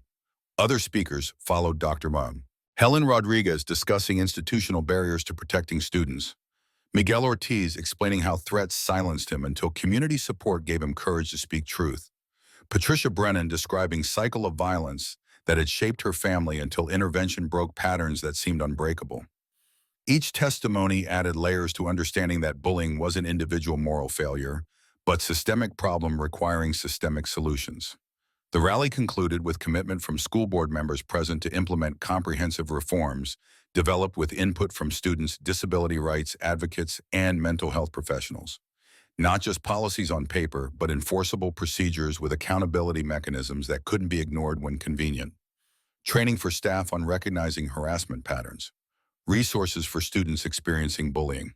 Partnerships with community organizations, including Steel Riders, to provide support beyond what schools could offer alone. Changes were real but incomplete progress measured in increments rather than revolutionary transformation. Some teachers embraced new approaches enthusiastically, while others resented additional responsibilities added to already overwhelming workload. Some students took anti-bullying messages seriously, while others mocked them as performative political correctness. Some parents supported reforms, while others complained about political correctness destroying childhood resilience. But needle moved, slowly, imperfectly, but genuinely. Reporting of harassment increased as students learned complaints would be taken seriously. Investigations became more thorough as administrators faced accountability for dismissing legitimate concerns. Resources expanded as community donations and state grants funded programs that had been deemed too expensive before media attention made ignoring problem politically impossible. 1 year after Wheelchair had slammed onto pavement, Lily waited at same bus stop where everything had changed. The corner looked identical physically, same houses, same street signs, same concrete where she'd fallen. But meaning had transformed location, now representing not just site of trauma, but place where community had shown up when systems failed. Tyler approached from opposite direction with visible hesitation, no longer varsity jacket, but plain hoodie, no longer surrounded by friends, but alone and uncertain. He'd been released from probation supervision after 6 months of exemplary compliance, was attending community college part-time, while working at Steel Rider's shop full-time, building life defined by who he was becoming rather than who he'd been. "Can I sit?" His voice carried none of former arrogance, just exhaustion born from a year of intensive self-examination and accountability work. Lily was silent long moment before responding, "It's public bench." They sat separated by careful distance, not friends and never would be, but no longer locked in purely adversarial relationship either. The silence stretched uncomfortably until Tyler broke it. "I'm not asking for forgiveness. I know I don't deserve it. But I want you to know I'm trying every single day. I'm trying to be better than who I was. To understand why I hurt you so I can make sure I never hurt anyone like that again." "Good." Lily's voice was flat, offering no absolution. "You should try. You owe that to everyone you have hurt. Do you think I can ever make it right? Ever do enough to balance what I took from you? No, you can't give me back my legs, can't undo trauma or erase a year of torment. You can't make it right because what you did can't be fixed or balanced.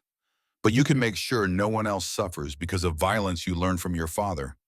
That's only redemption available to you." I am. At the shop, working with Marcus, talking with other kids who've witnessed domestic violence. Trying to show them that cycle can break, that becoming your abuser isn't inevitable. His hands twisted in his lap. "My therapist says I'm making progress. That understanding why I became cruel doesn't excuse cruelty, but helps prevent future cruelty." "Your therapist is right. Understanding helps prevention. but it's not my job to validate your progress or make you feel better about your journey toward being a decent person.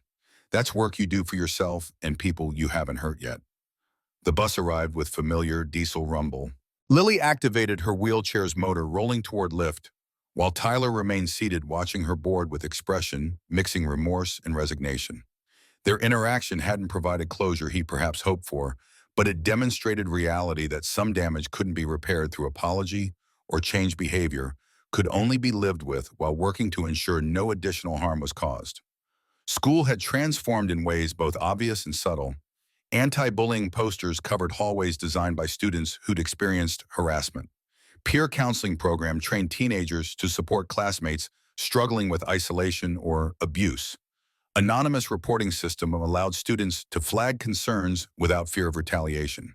Dr. Jennifer Chen maintained open-door policy that actually functioned, rather than serving as empty gesture. The changes didn't eliminate cruelty.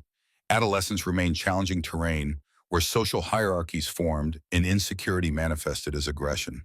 But atmosphere shifted toward community that valued kindness, where bystanders were encouraged to become upstanders, where vulnerability was recognized as courage rather than weakness. Lily discovered power in advocacy work that extended beyond single speech or testimony. She started blog documenting her recovery and adaptation, writing about disability rights in accessible design and challenging ableist assumptions that society treated as natural rather than constructed barriers.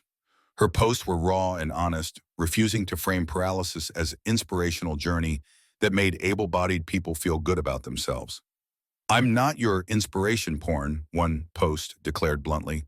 "I don't exist to make you feel better about your own problems by comparison. I'm just person navigating world designed for bodies different than mine, demanding accommodations that should be standard rather than special favors. My wheelchair doesn't make me brave, it makes me mobile. There's difference."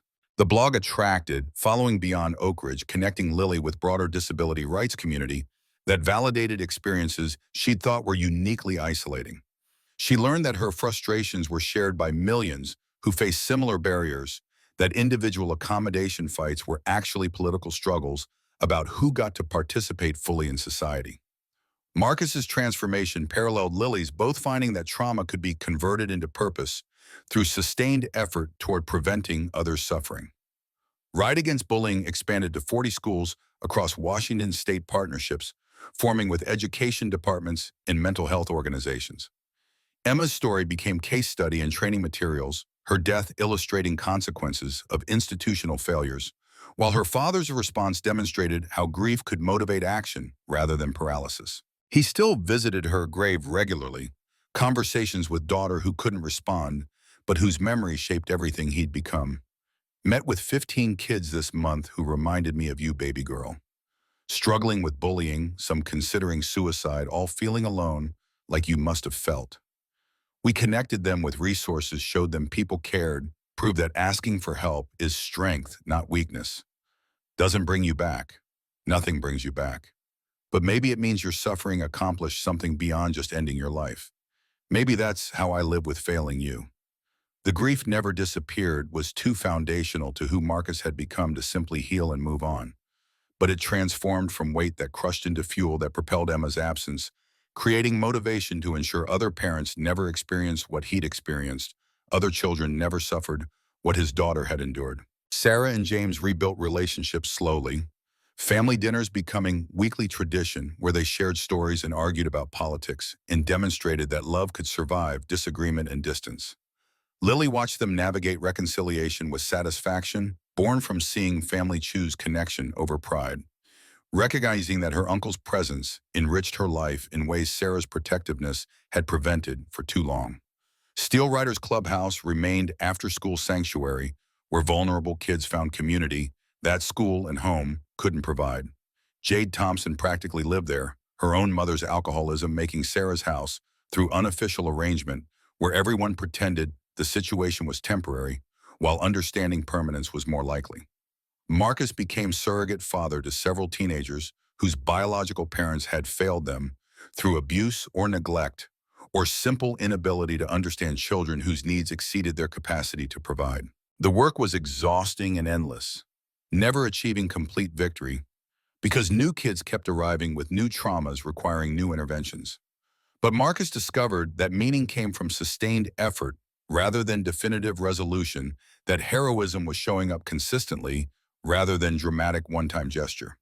3 years after 99 motorcycles had first surrounded Oak Ridge bus stop, Lily celebrated her 18th birthday with party that filled Steel Riders Clubhouse with unlikely combination of guests, school friends and disability rights activists, bikers and teachers, family, and chosen family representing community she'd built from wreckage of trauma. Marcus presented gift he'd been working on for months, custom motorcycle with adaptive controls, allowing Lily to ride despite paralysis. The machine was a beautiful piece of engineering hand controls for acceleration and braking, specialized seat providing stability, safety features, ensuring her disability didn't create additional risk. "You saved my life when I was tied to railroad tracks waiting for train," Marcus explained while Lily examined the bike with tears streaming. "You gave me second chance I didn't deserve after failing Emma. This is me giving you freedom, showing you that disability doesn't define what's possible, just changes how you accomplish it." She mounted the bike with Marcus's assistant's hands finding controls, engine roaring to life under her guidance. The sensation was transcendent power and speed and independence she'd assumed were lost forever when Tyler had pushed her down those stairs. She wasn't bound to wheelchair any more than Marcus was bound by his grief. Both were navigating worlds that had changed them, finding ways to move forward that honored their past while refusing to be imprisoned by them. The party concluded with Marcus addressing assembled guests' impromptu speech that captured lessons learned through 3 years of transformation. Emma died believing she was alone, that nobody cared enough to protect her from cruelty that was destroying her spirit. "I failed to show her that wasn't true, that people loved her, that community would have rallied if only I'd known how to ask for help." He looked at Lily. "When Lily needed protection and systems failed her, we showed up. Not because we expected reward or recognition, but because children deserve adults who prioritize their safety over convenience.